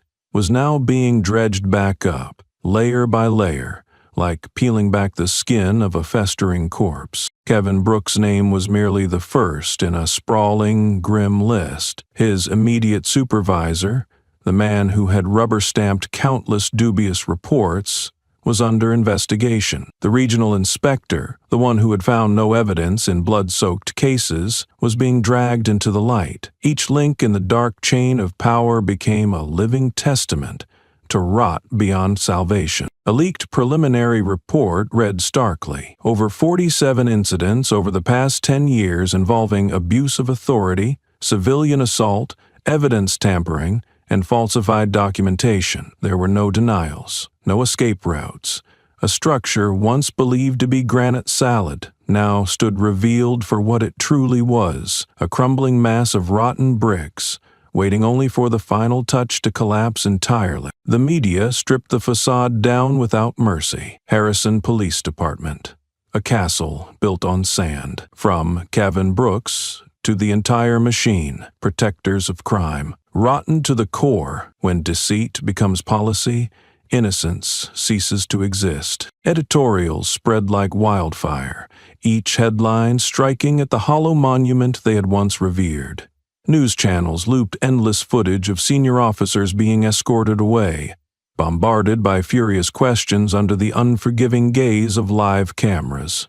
Some tried to muster smiles, but even the thickest layers of makeup could not conceal the gray terror etched deep into their faces. Old posters praising police achievements were ripped down by angry citizens, replaced with biting caricatures: rats in uniform, bloodied hands waving under hollow slogans. At press conferences, prepared speeches were drowned out by jeers and relentless, unanswerable questions. A statue once erected in front of the precinct to symbolize justice and loyalty was pulled down in a stormy night, leaving only a barren stone stump amid a muddy, rain-drenched plaza. Sealed files, missing investigative records, accidentally destroyed evidence, all were unearthed page by page, line by damning line. Those once flamboyant officials, preaching about moral values, now shuffled through the courthouse corridors under the cold stares of the very people they had once crushed. Inside headquarters, emergency meetings buzzed with an oppressive sense of impending doom. High-ranking officials, once so self-assured, now curled into themselves, their expensive suits no longer hiding their fear. It was never about one mistake, never about a single lapse. It was hundreds, thousands of deliberate betrayals, willful blindness and truth sacrificed on the altar of power. And now, the cracks had joined into one vast rupture, tearing the false edifice apart. Kevin Brooks, just one rotten branch, now became the banner atop the crumbling ruin, a moldy flag flapping above the wreckage of a fallen empire. Outside the Harrison Police Department, the crowd thickened by the hour. Their banners were sharp and simple: "We will not be silent. No one stands above justice. The system must pay." Drones hovered overhead, capturing the unfolding reckoning in brutal clarity. Lines of people tightening like a siege, their eyes hard and cold, pointed directly at the once untouchable fortress. Each chant from the crowd slammed against the crumbling walls like tidal waves pounding a faltering dam. A group clad in black masks unfurled a massive banner, draping across the precinct facade. "We remember, and we will not forget." Thick, dark red spray-painted slogans slashed across grim stone walls, bleeding like open wounds. The remaining officers hid behind windows, faces flickering between fear and confusion, cornered animals awaiting the inevitable. Broken shards from shattered billboards were scattered on wet asphalt, reflecting fractured neon like the battered remnants of a once gilded myth. The loudspeakers issued weak, futile commands to disperse, swallowed whole by the roaring tide. In the darkness, the bronze statue meant to honor the defenders of law was felled by a rough rope's pull, its indifferent face shattering against the concrete, its hollow shell cracking open for all to see. Amira Cole watched from a distance. No speeches, no grand gestures, just steady eyes reflecting the ruin of a false empire. Each fallen brick did not merely drag down the guilty, it dragged with it every coward who had once clapped for dirty victories. Every bystander who thought silence would shield them. The investigation blazed like a wildfire. No authority could contain. Names once considered untouchable tumbled, one after another, dominoes in a rigged game, collapsing under the sheer weight of truth. No one dared claim innocence now. No one dared step forward. And through the chaos, Amira Cole stood unshaken, a lone pillar amid the wreckage, witnessing the final brutal reckoning of an empire that had long ago sold its soul. Amid the crumbling ruins of a decaying system, Kevin Brooks had only one option left: begging. He had fallen too far to salvage even a shred of dignity. No one answered his calls. No one dared meet him outside of official hours. He had become a living stain, a broken pawn discarded mercilessly by the very system he once served. In a small room with peeling paint and a sickly yellow light dangling like a ghost from the ceiling, Kevin sat, waiting. His suit was crumpled,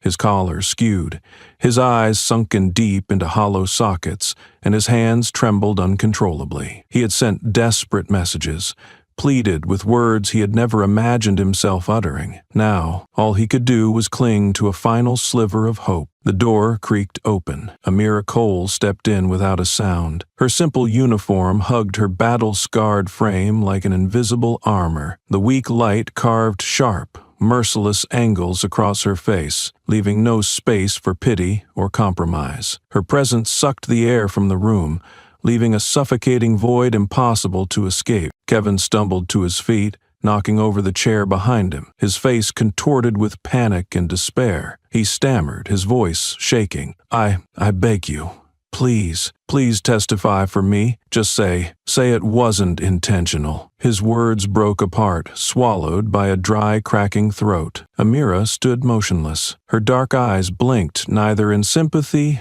nor in anger. She let him speak, let each desperate plea spin in the stale air, slam against the cold walls, and fall uselessly to the ground like worthless stones. Kevin collapsed onto the dirty floor, his hands clutching at the hem of her uniform pants, like a drowning man grasping at the last straw. Seconds passed.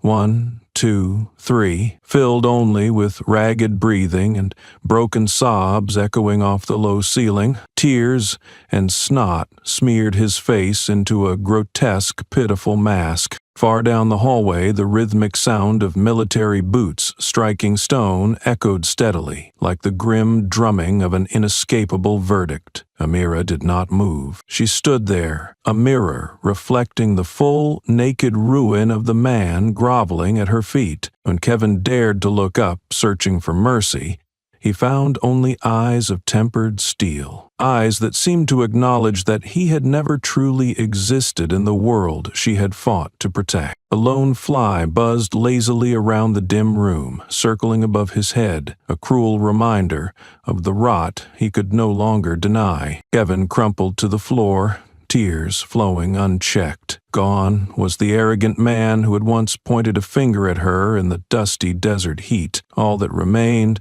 was a broken shell, a man shriveled into a pitiful shadow. Amira stepped forward.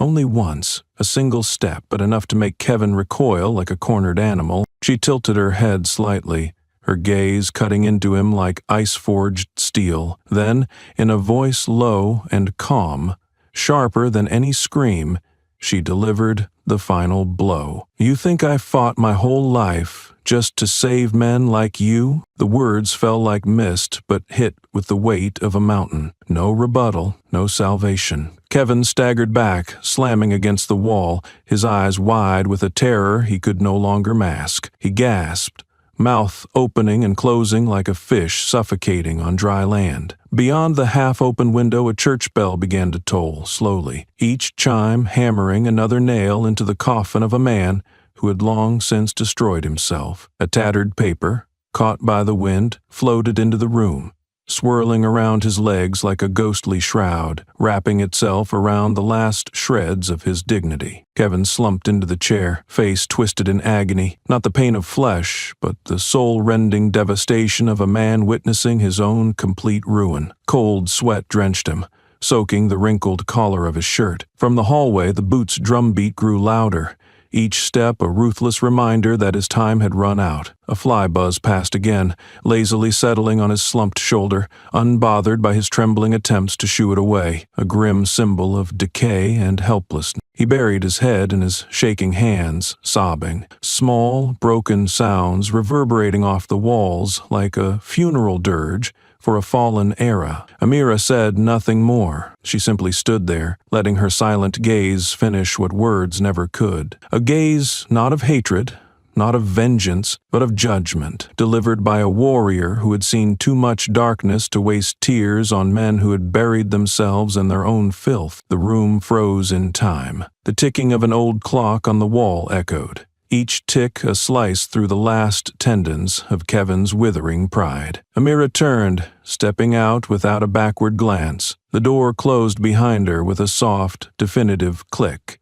like the final sealing of a coffin lid. Kevin remained hunched there, alone, writhing in the pit he had dug with his own hands, with no savior, no mourner. Outside, the rain finally fell in sheets, each drop like an icy nail piercing the city's bruised concrete skin, washing away lies, corruption, and the remnants of those who had once believed themselves untouchable. Through the misted glass, Kevin's distorted reflection loomed, a broken ghost staggering through the wreckage. A pickup truck splashed a torrent of filthy rainwater against the building's facade, each droplet a stinging reminder of wounds that would never heal. Passers-by pulled their coats tighter, quickening their steps to avoid even the shadow of him. A child, tugged along hurriedly by his mother, glanced up at Kevin with uncomprehending pity before turning away without a word. Anti-corruption posters began appearing on lampposts, on cracked walls, even over the fading murals Kevin had once strode past with smug indifference. Newspapers, soaked and crumpled, skittered across the street under the battering rain, their bold headlines mocking him. The collapse of a hollow power, a lesson for those who thought they were untouchable. Across the street, a street artist sketched Kevin's portrait, not as a man, but as a rain-soaked shadow on bended knee, empty hands stretched out in a silent plea. The painting drew a crowd quickly. They took photos. They shared them. They turned him into a wordless symbol of a justice far colder, far sharper than any courtroom ruling. The rain pounded harder, turning the streets into black rivers, washing away the remnants of a past Kevin could no longer cling to. A discarded parking ticket, its ink smeared and his name barely legible, stuck to his scuffed boot, like a one-way ticket to nowhere. Through the downpour, every trace of his former power was obliterated, leaving only the hunched, sodden figure of a man who had been judged and found wanting by the very world he once believed he ruled. The rain drummed steadily against the old tin roof, sounding like a funeral march. When Amira Cole walked out of the small room where Kevin Brooks had crumbled, she never looked back, never hesitated. Outside, the city was shifting. Underground currents of change, surging with a force too fierce to stop. Only 3 days later, the FBI formally stepped in. No more half-hearted internal investigations, no more hollow promises. Federal agents, as sharp and precise as scalpels, swept through the Harrison Police Department. Every desk was overturned, every hard drive was confiscated, every recording, every text message, every transaction, nothing escaped scrutiny. Suspension orders were handed down like lightning strikes. More than half of Kevin Brooks's former unit had their badges stripped. The ones who had laughed, who had once bragged over beers about their dirty victories, were dragged into the daylight like rats fleeing a collapsing nest. There were no more meetings, no more sloppy cover-ups. Agents read the suspensions aloud, voices as sharp as axes slamming onto cold stone tables. You are suspended. Turn over your badge. Turn over your weapon. Leave the premises immediately. In those moments, every pair of once proud eyes found no place left to hide. Some officers fumbled to unstrap their sidearms, hands shaking. Others yanked their badges off like ripping away a toxin festering under their skin. Each metallic clink of a badge or firearm hitting the desk echoed through the hallways, a silent verdict hammering at the rotted core of their pride. The faces that once smirked now blanched white. The crisp suits were soaked in cold sweat. Some officers, unable to bear the collapse, sank onto the floor, heads cradled in their hands beneath the unflinching gaze of federal agents. A large man, once hailed as the unyielding force of the department, stumbled to his knees, croaking, "Give me another chance," only to be met with an agent's frozen stare and cold, mechanical handcuffs snapping closed around his wrists. Every cuff that clicked shut, every suspension form read aloud, was another hammer blow against a crumbling fortress. There were no bargains, no mercy. In the corners of the room, former colleagues who had once toasted together at Kevin's side now avoided each other's eyes, suffocating under a shame that stripped them down to their marrow. Outside the halls, media personnel snapped photos relentlessly, recording every bead of sweat, every faltering step, every badge tossed carelessly onto the cold tile floor. The news is updated by the hour. FBI seizes Harrison Police Department. Investigations expand to 67 officers. Evidence of corruption, abuse, civilian assaults flood in. At every crossroads of the town, electronic billboards flashed ominously red. Under investigation. Restricted access. The once imposing doors of the precinct, once sealing away the memory of atrocities, now swung open to reveal rotting evidence and the stench of betrayal. The flood was no longer a rumor. It was a tidal wave, sweeping away every trace of a corrupt culture. Kevin Brooks had become the symbol of a rotten system, but he was only the tip of the iceberg. Beneath the surface, bigger names, officials who had used their power as a shield, were dragged into the light one by one. Hearings were scheduled in rapid succession. Masked witnesses emerged. Leaked recordings surfaced. Internal phone calls, emails ordering cover-ups, shady backroom meetings. Every dirty secret clawed its way out of the mud. On nightly broadcasts, unfiltered audio clips played. Sharp, undeniable, impossible to refute. Images leaked of once powerful figures now slumped in interrogation rooms, collars askew, their so-called dignity shattered beyond repair. There was no place left to hide, no second chances. Behind the public offices, new graffiti bloomed, mocking and brutal. "We see you now." Crude but sharp, the spray-painted messages etched daggers into the very concrete where arrogance once stood. Nameplates were ripped from office doors, leaving only scratch marks where self-important titles once proudly hung. No more secret handshakes. Young journalists, once dismissed for lack of experience, now led the investigations, their hands gripping thick folders and their eyes stripped clean of fear. Mobile courts sprang up right in the town square, the very place where false heroes had once been celebrated, transformed now into a stage of brutal exposure. Each bang of the judge's gavel wasn't just a legal pronouncement. It pounded into the town's collective memory,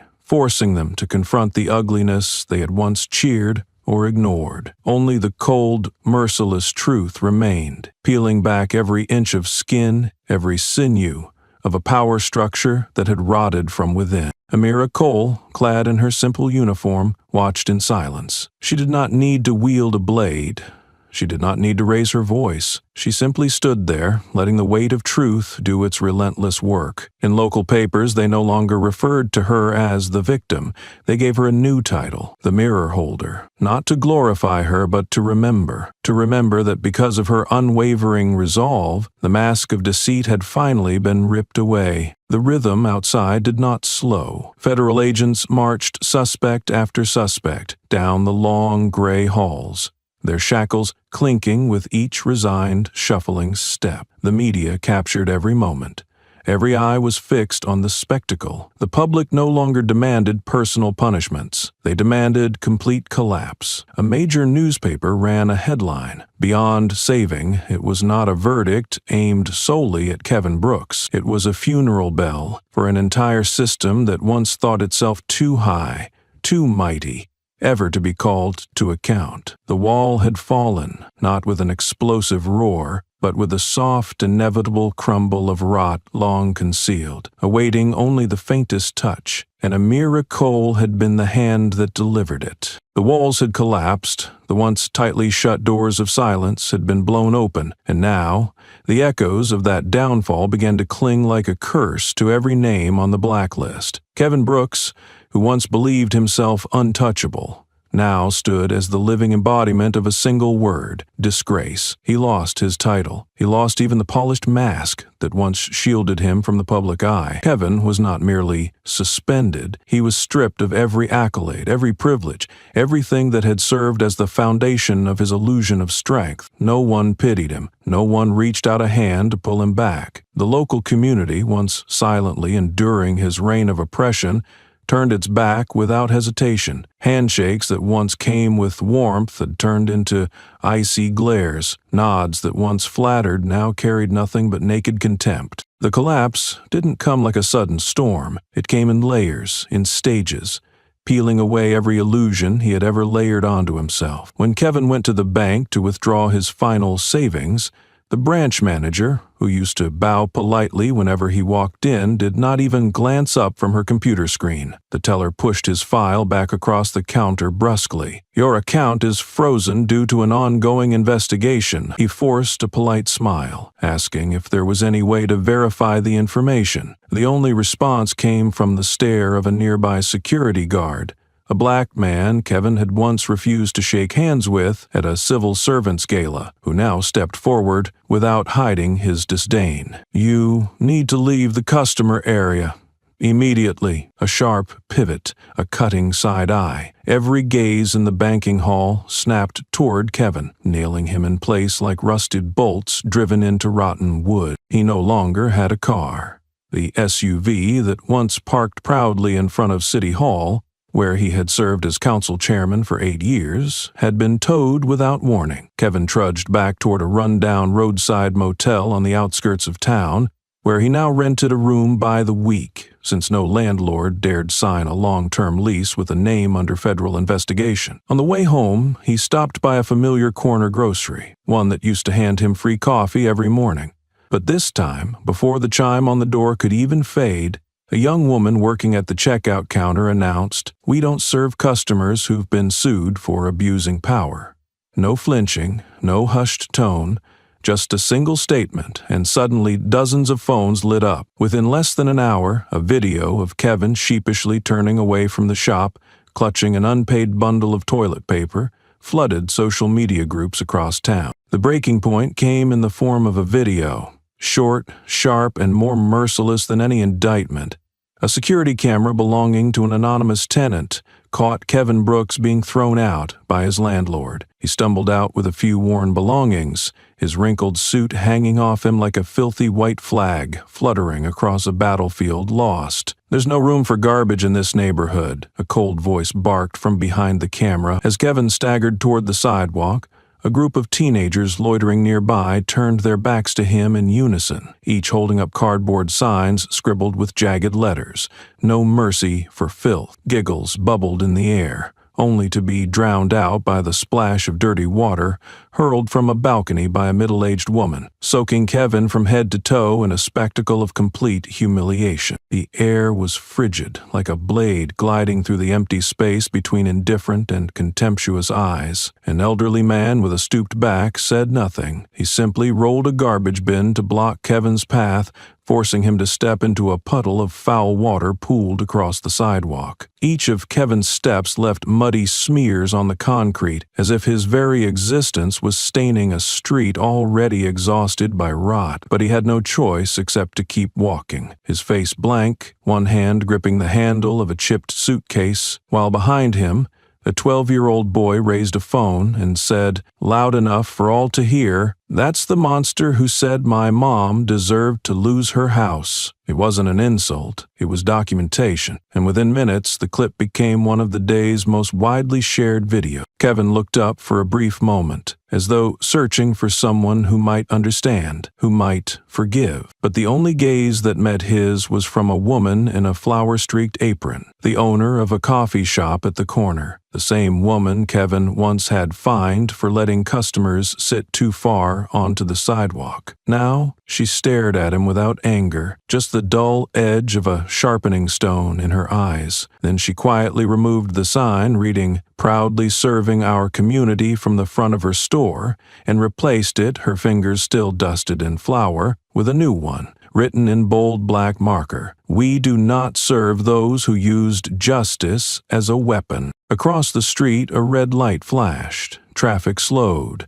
An elderly bus driver with silver hair and dark sunglasses suddenly turned up the intercom, blasting a peppy tune from the 1980s that clashed violently with Kevin's rain-soaked silhouette. A man sitting in the front row laughed aloud, lifting his phone to record Kevin standing beneath a massive billboard that read, "Freedom, only for the deserving." In the hours that followed, that image spread across political forums, fueling a flood of memes with captions like, "Even freedom chooses who stands underneath it." From a second-story window, a raspy-voiced woman poked her head out and yelled, "Hey, Kevin, remember when you said my daughter didn't deserve to apply to City College?" He didn't respond, not because of remorse, but because he knew no answer could undo what had already passed. She scoffed, then flung down a black trash bag just as he stepped onto her doorstep. It didn't hit him, but filthy water splattered across his pants, making him flinch as if he'd been stabbed. No one laughed, no one gasped, no one intervened, because they all believed this was still nowhere near enough for what he had done. That video stormed through the internet with the force of a digital hurricane. Within hours, images of Kevin hunched over his suitcase, head bowed, trudging down a rain-slicked sidewalk, blanketed every platform. No soundtrack needed, no editing. On a quiet corner, a street artist quickly captured the scene in a raw charcoal sketch, a frail figure beneath the rain, with a scrawled caption below, "Accountability doesn't need announcements." That sketch was shared hundreds of thousands of times, becoming the unofficial symbol of a punishment that words could never reach. No one needed to curse Kevin. No one needed to push him down. The shame alone was enough to suffocate whatever fragile shred of dignity he had left. Hashtags like "clean justice," "deserved ending," and "no more cover-ups" flooded social media. Every status, every comment felt like an invisible knife slicing away Kevin's image, bit by bit, leaving him exposed with nothing but a crumbling mask. The stain of Harrison, the man who once cuffed others, is now thrown out into the street like a dog. Justice, silent yet sharp as a blade. Comments danced beneath every post, not furious, not frenzied, just a cold satisfaction, like a hidden stream finally finding a crack to burst through, sweeping away everything rotten in its path. Kevin could no longer step into any diner in town without receiving cold stares, cruel whispers, and side glances sharp as needles. Even when he tried to sneak into a small roadside eatery, the owner, expression flat,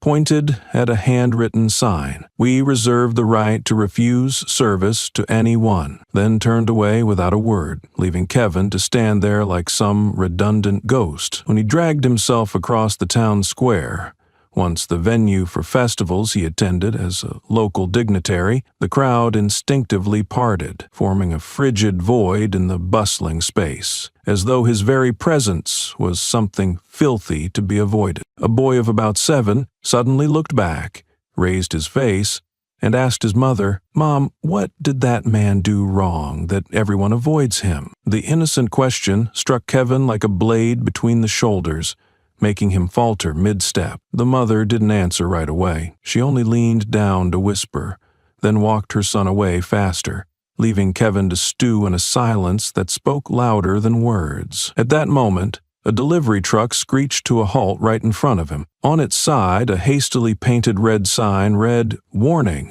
moral stench," "We are not liable if you breathe it in." No names were named, but everyone knew who it meant. A quick photo, a simple post, and within less than an hour, hundreds of versions of that image blanketed political meme forums. His name became a joke, his face a punching bag, and his past laid bare like unstitched wounds. When Kevin stopped by a small bookstore where he used to host lectures on values and social order, the cashier, a young student once denied financial aid by Kevin for being insufficiently promising, looked at him without smiling, without speaking, and held out a pre-wrapped book. On the cover, written in thick black marker, were just 3 words: the final word. Kevin didn't take it. His hand trembled, his face turned pale. But the student didn't wait for a reaction. He placed the book on the counter, turned away, and served the next customer as though Kevin had never existed. A security camera at a convenience store on the south side of the square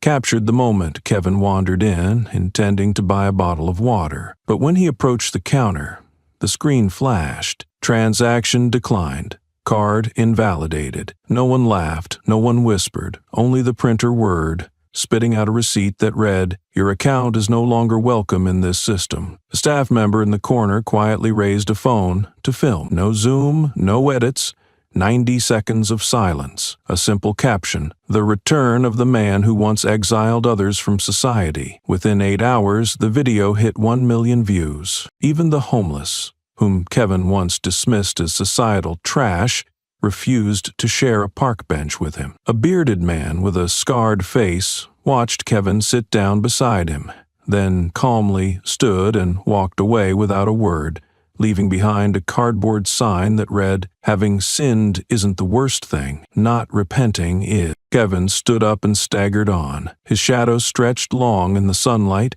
patchy as if trying to detach itself from him.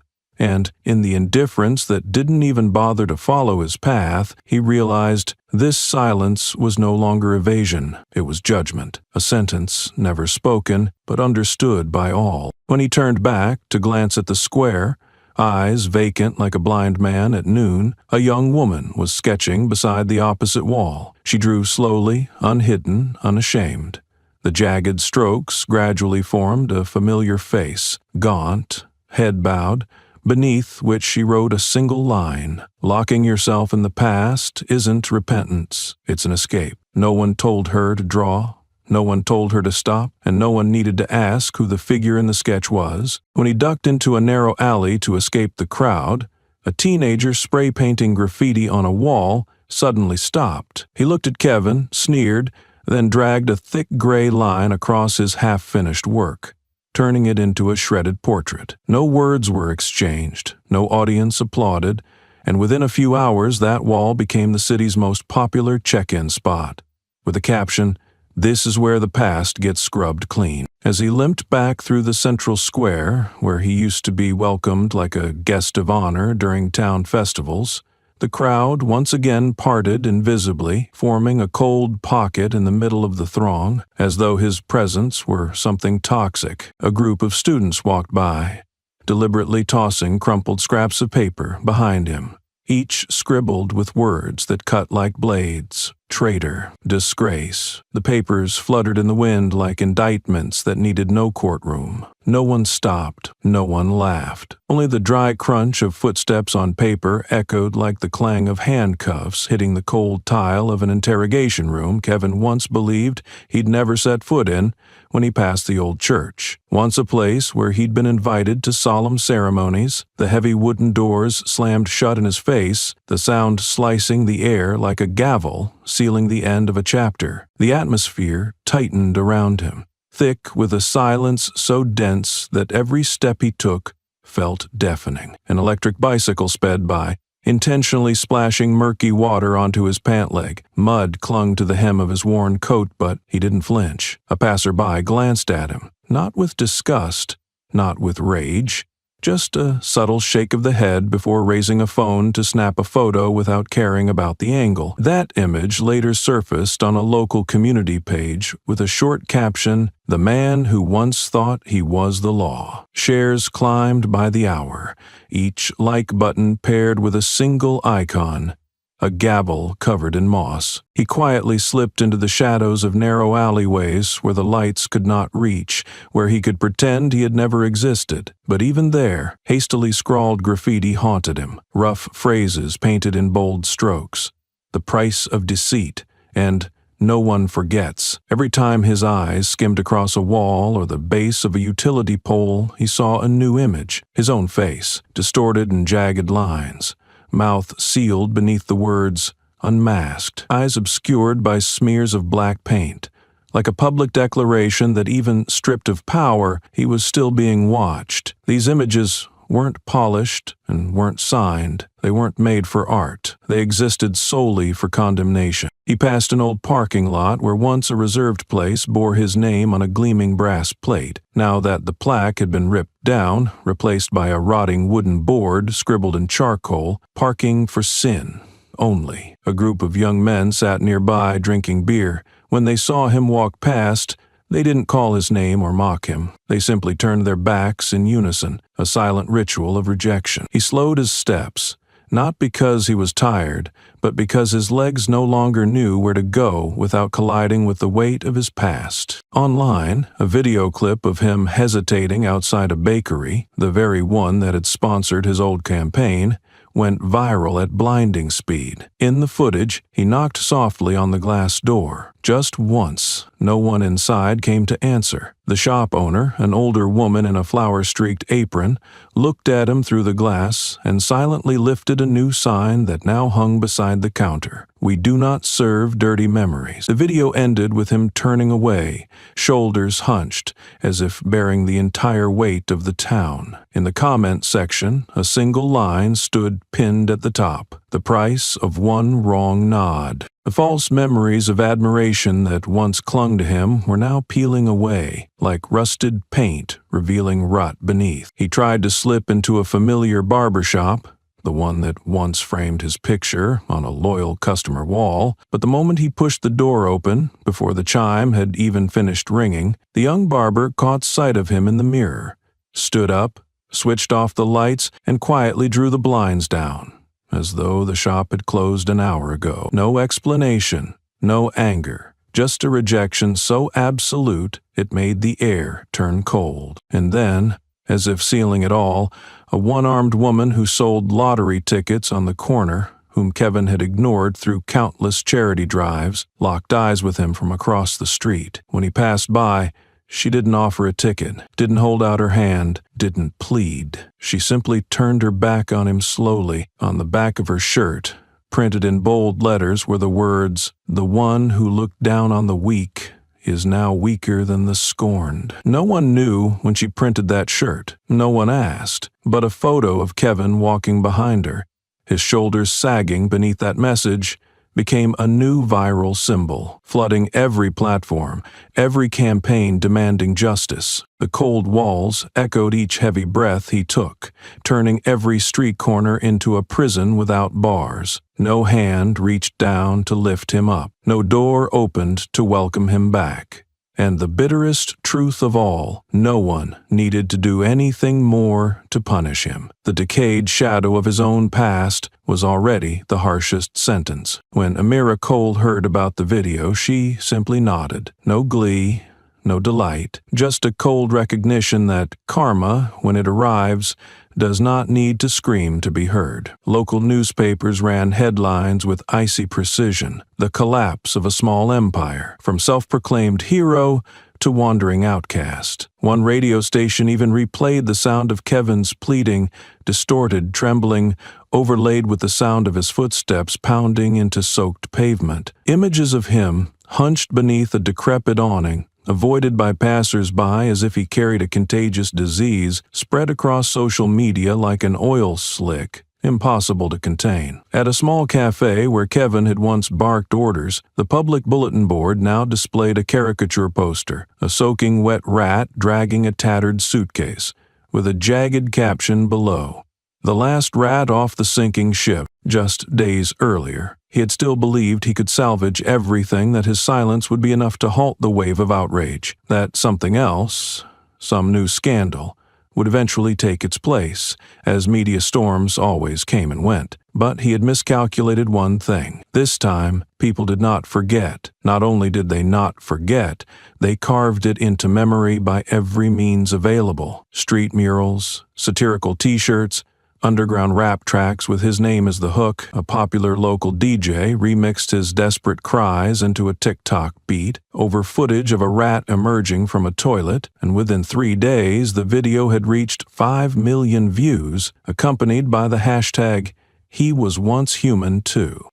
When he happened to pass a shopping mall, the giant LED billboard unexpectedly cut to slow-motion footage of him stumbling through the rain, with bold white text beneath. Once a symbol, now a lesson. The crowd passing below didn't stop, but everyone saw, and everyone understood. A 9-year-old, holding an ice cream cone, looked up at the clip and asked his mother, "What did he do wrong?" The mother didn't answer right away. She just held his hand tighter and walked away, leaving behind a sentence cold enough for Kevin to hear clearly, wrong enough that no one needs to say it. Even places that had once been apolitical began reacting like a body rejecting a necrotic organ. At a laundromat near Central Park, the small sign behind the register that once read "Free for Government Employees" had been replaced with a bold red flyer, "No dirty laundry accepted" in every sense. A staff member later recounted on livestream that when Kevin handed in a bag of clothes, the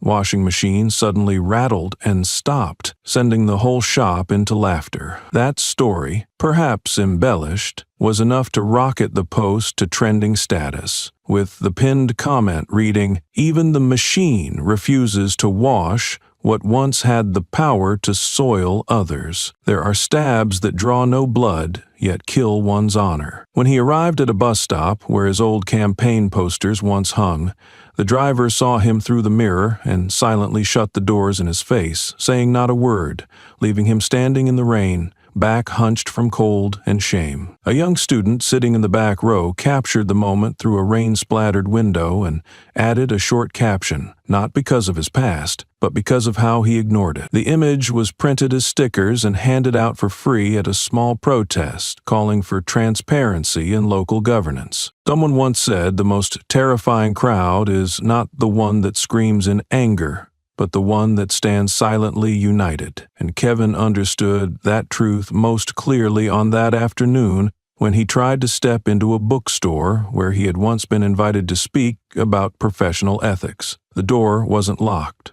The staff didn't stop him, but everyone inside stood silent, not turning, not looking at him. Conversation stopped. Footsteps froze. A dense emptiness enveloped him, like a knife-edged chill, and he could only stand there for a few seconds before quietly turning around. There were no shouts, no orders to leave, just a complete rejection from the very people who once applauded him. At a small convenience store at the end of the street, where he stopped out of thirst, the cashier, a young woman, silently scanned his item. But when he reached for his wallet, she said, loud enough for 3 others to hear, "Sorry, this machine doesn't take blood-stained money." A man standing in line behind him pulled out his own wallet to pay, but then handed the water bottle to a homeless person sitting outside the door. Kevin understood. That gesture wasn't kindness.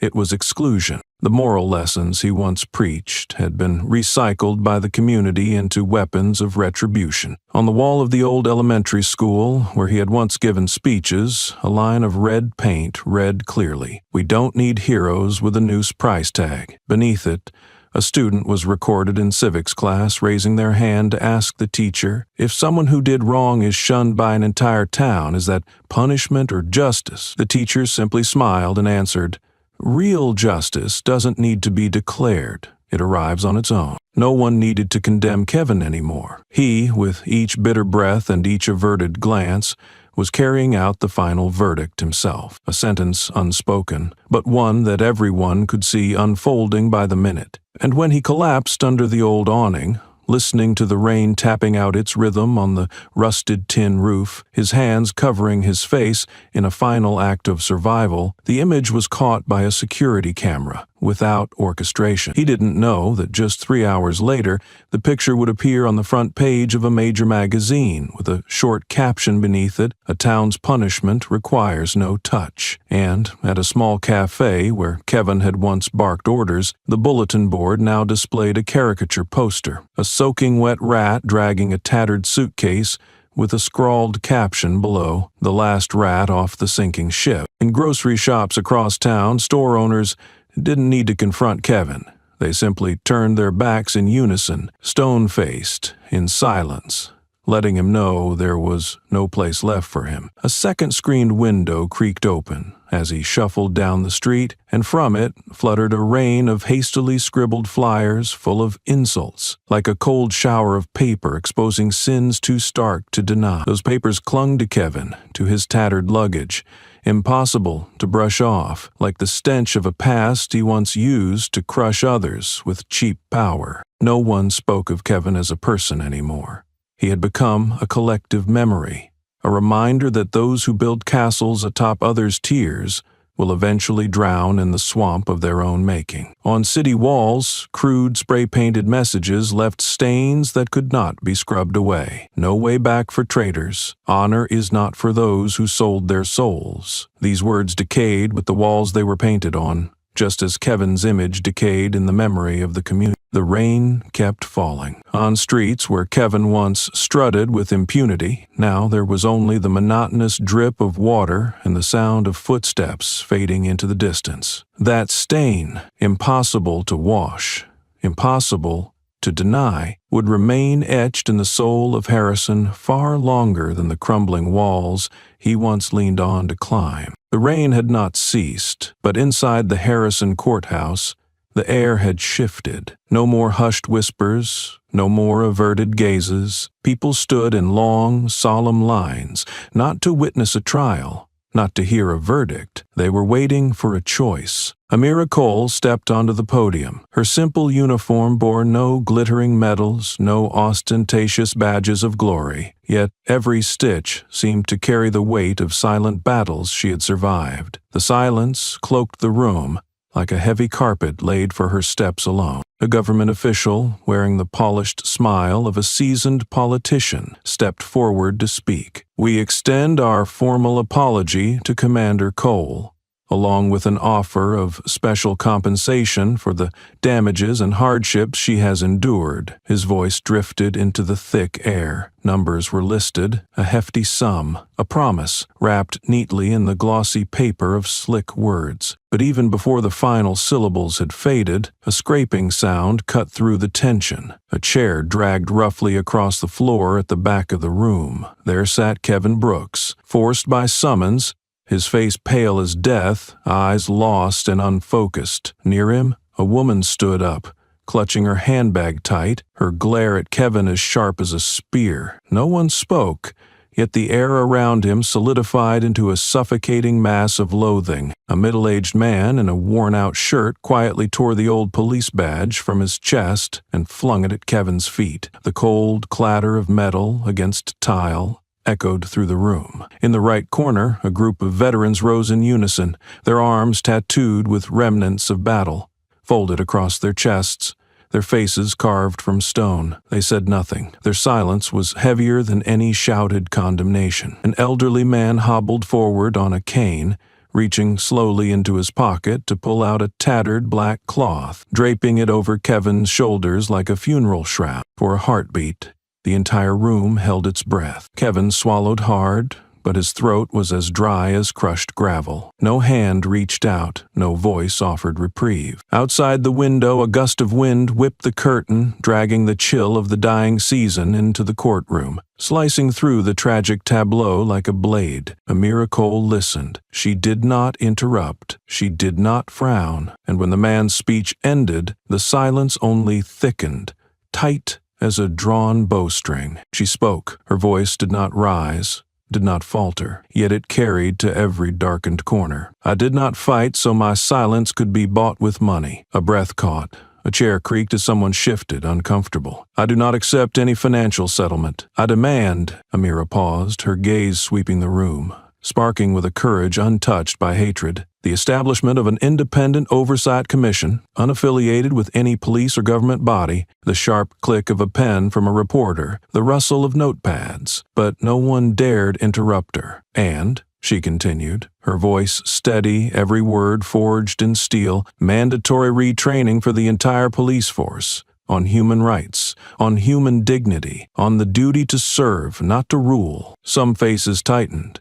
Others bowed their heads, knowing these demands could not be dismissed with hollow promises. The air grew heavier still as some former officers quietly removed their badges and placed them solemnly on the tables before them, an unspoken confession. In the back, a woman sobbed uncontrollably, clutching a faded photograph of a loved one, lost to the hidden violence shielded by men like Kevin Brooks. A silent undercurrent rippled through the room as a band of veterans stood tall again, their threadbare uniforms still bearing the gravity of true service, their eyes fixed on Kevin, who could only bow his head to avoid their judgment. The atmosphere compressed, heavy and choking, as an old man with snow-white hair struggled to his feet and, leaning heavily on his cane, sang out a weathered ballad about honor and loyalty. His voice was rough, broken, but each word carved into the suffocating air like a blade. Amira Cole stood without, smiling, without triumph. Her victory did not come from crushing her enemies. It came from elevating the battle to a place where justice was not vengeance, but a torch to pierce the dark. News outlets rushed to report, "Amira Cole rejects settlement, demands systemic reform, not for money, but for justice. A new icon for a new generation, from silent warrior to architect of change." Kevin Brooks,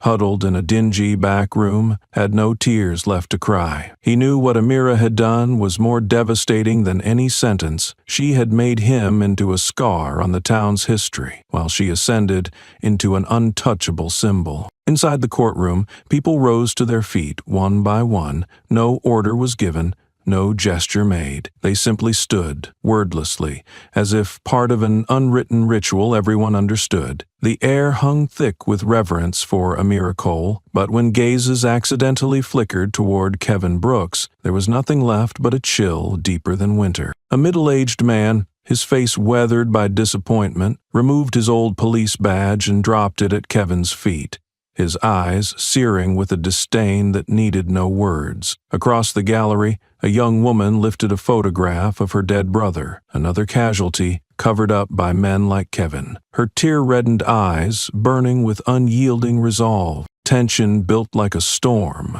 ready to break, as a group of battered veterans turned their backs to Kevin, wordless but absolute. Their silent rejection weighed heavier than any judge's gavel. From somewhere, a child, no one knew from where, threaded through the crowd, lifting a crudely scribbled cardboard sign before Kevin's face. "Traitor." The paper fluttered in the draft, slashing at the rotted remains of Kevin's pride. Amira Cole bowed her head slightly, then turned and walked away. No medals, no titles.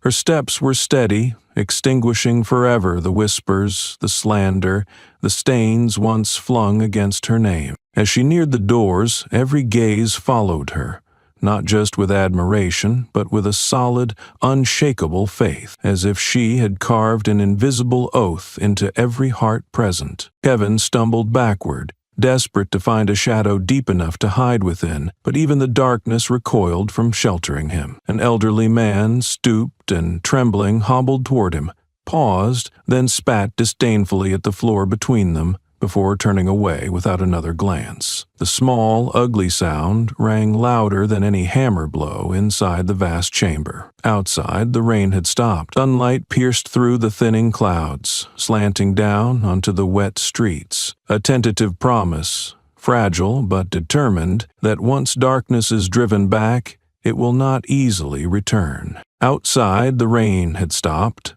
The pale rays of late-morning sunlight filtered through the gray clouds, casting a faint glow over the cold stone steps of the Harrison courthouse. No more idle chatter, No more flashing cameras. Everything seemed to instinctively lower its voice, as if the world itself understood it was time to bring the heavy symphony to a close. Amira Cole walked out, composed and unhurried, as if she had merely completed an ordinary duty. Her plain uniform, no medals, no flashy ribbons, caught the weak sunlight, sharp yet humble. No one blocked her way.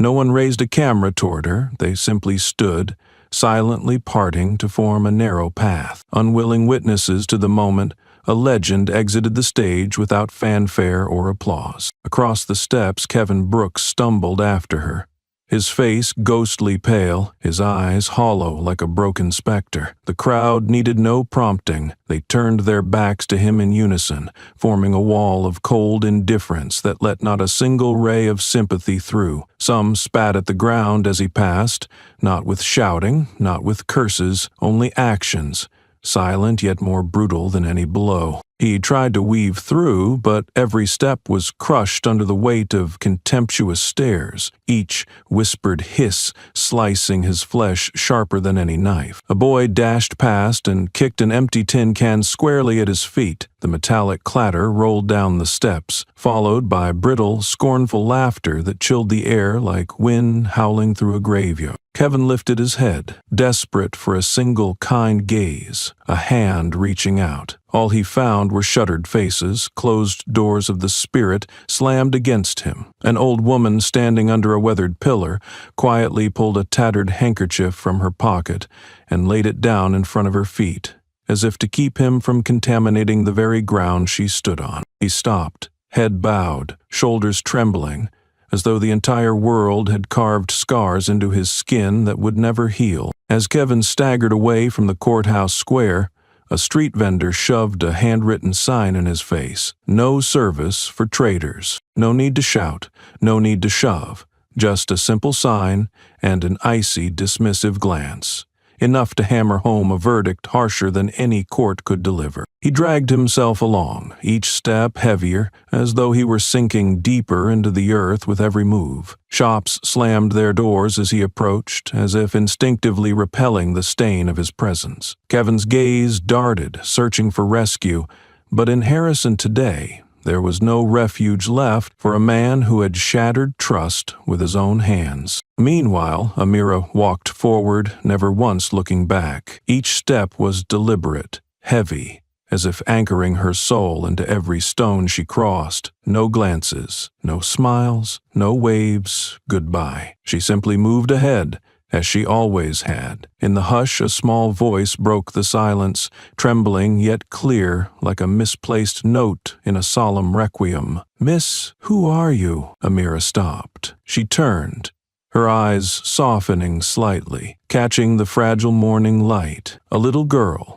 no older than 8, her dark hair tied up in a simple ponytail, freckles scattered across her face, stood there gazing up at her with pure admiration, untainted by cynicism, untouched by judgment. Amira knelt, lowering herself to the child's eye level. No hurry, no awkwardness. She let the moment breathe, enough to dispel the heavy remnants of the dark days now fading behind them. She smiled, a rare smile, carrying neither pride nor sadness, a smile like sunlight shining through the cracks of a once broken world. And in a voice soft but firm, Amira answered, "Someone who kept her promise. No more, no less. No need for explanations, no need for embellishments." The little girl blinked, then slowly nodded, as if she'd just been entrusted with a secret so precious it would take a lifetime to fully understand. In that instant, the frozen air seemed to crack open. The crowd shifted imperceptibly, turning their backs on the disgraced figure. Kevin Brooks, lost among the mass of bodies, tried desperately to find an escape, but only met cold, unyielding stares. A young mother pulled her son sharply away, her eyes wary, as if avoiding contagion. From across the square, a group of teenagers silently raised cardboard signs, scrawled with simple but heavy words, "No forgiveness for betrayal." The atmosphere thickened, weighted by silent, razor-sharp judgment. A street vendor, old but keen-owned, casually dumped a bucket of dirty water right where Kevin was stepping, sending him sprawling in the filth, his pitiful figure slipping like a clown abandoned in a cold parade. When he staggered upright, a young woman calmly raised her phone, recording him without laughter. Because the scene itself needed no embellishment, the familiar clink of chains echoed as a laborer dressed in a worn uniform locked his battered bicycle to a streetlight right in Kevin's path, forcing him to retreat, trapped under the scornful glares of everyone around. From a second-floor balcony, a frail elderly woman unfurled a white ribbon bearing bold letters, "Justice does not forget." Amira rose, adjusted her collar, and moved on. No one stopped her, no one called after her, because they knew truly great souls do not need a stage to shine. They carry their light within, illuminating silently before fading into the crowd. She disappeared, small yet radiant, like the last sliver of sunlight before nightfall. And left behind, etched into the hearts of those who witnessed it all, was a silent legend, a symphony without music, a triumph without fireworks, a lesson without sermons. Her name did not need to be carved into stone, nor printed on newspaper headlines. She left it instead in the hearts of those sensitive enough to understand that sometimes the greatest strength is not in shouting victories from rooftops, but in standing firm through storms and walking away without demanding anything in return. Across the square, Kevin Brooks shuffled along under the pale sun, ignored by the crowd as if he were a stain no one wished to see. A mischievous child tooted a plastic horn in his face, the shrill sound followed by scattered, scornful laughter. Kevin bowed his head lower, walking faster, only to be shoved sideways by a young man who deliberately spilled a sludgy coffee down his shirt, leaving a grimy, spreading stain. The air around him thickened with open rejection. A woman in an apron carrying a tray from a roadside diner casually dumped leftover scraps onto the ground ahead of him, forcing him to wade through the refuse. Kevin stumbled, his soaked shoes leaving muddy imprints on the cold gray pavement. At a street corner, a group of high schoolers in crisp uniforms turned their backs on him in unison, holding up hand-painted boards that read, "We do not forget." Kevin clenched his fists so tightly that his nails dug into his palms, but nothing could numb the searing shame peeling away the last rags of his pride. He drifted through the intersections, past a street musician who changed his tune to a slow, ragged blues, the mournful dirge for a man no one would mourn. No one needed to shout at Kevin. No one needed to throw stones. The silence itself was far more merciless. That day, the skies over Harrison,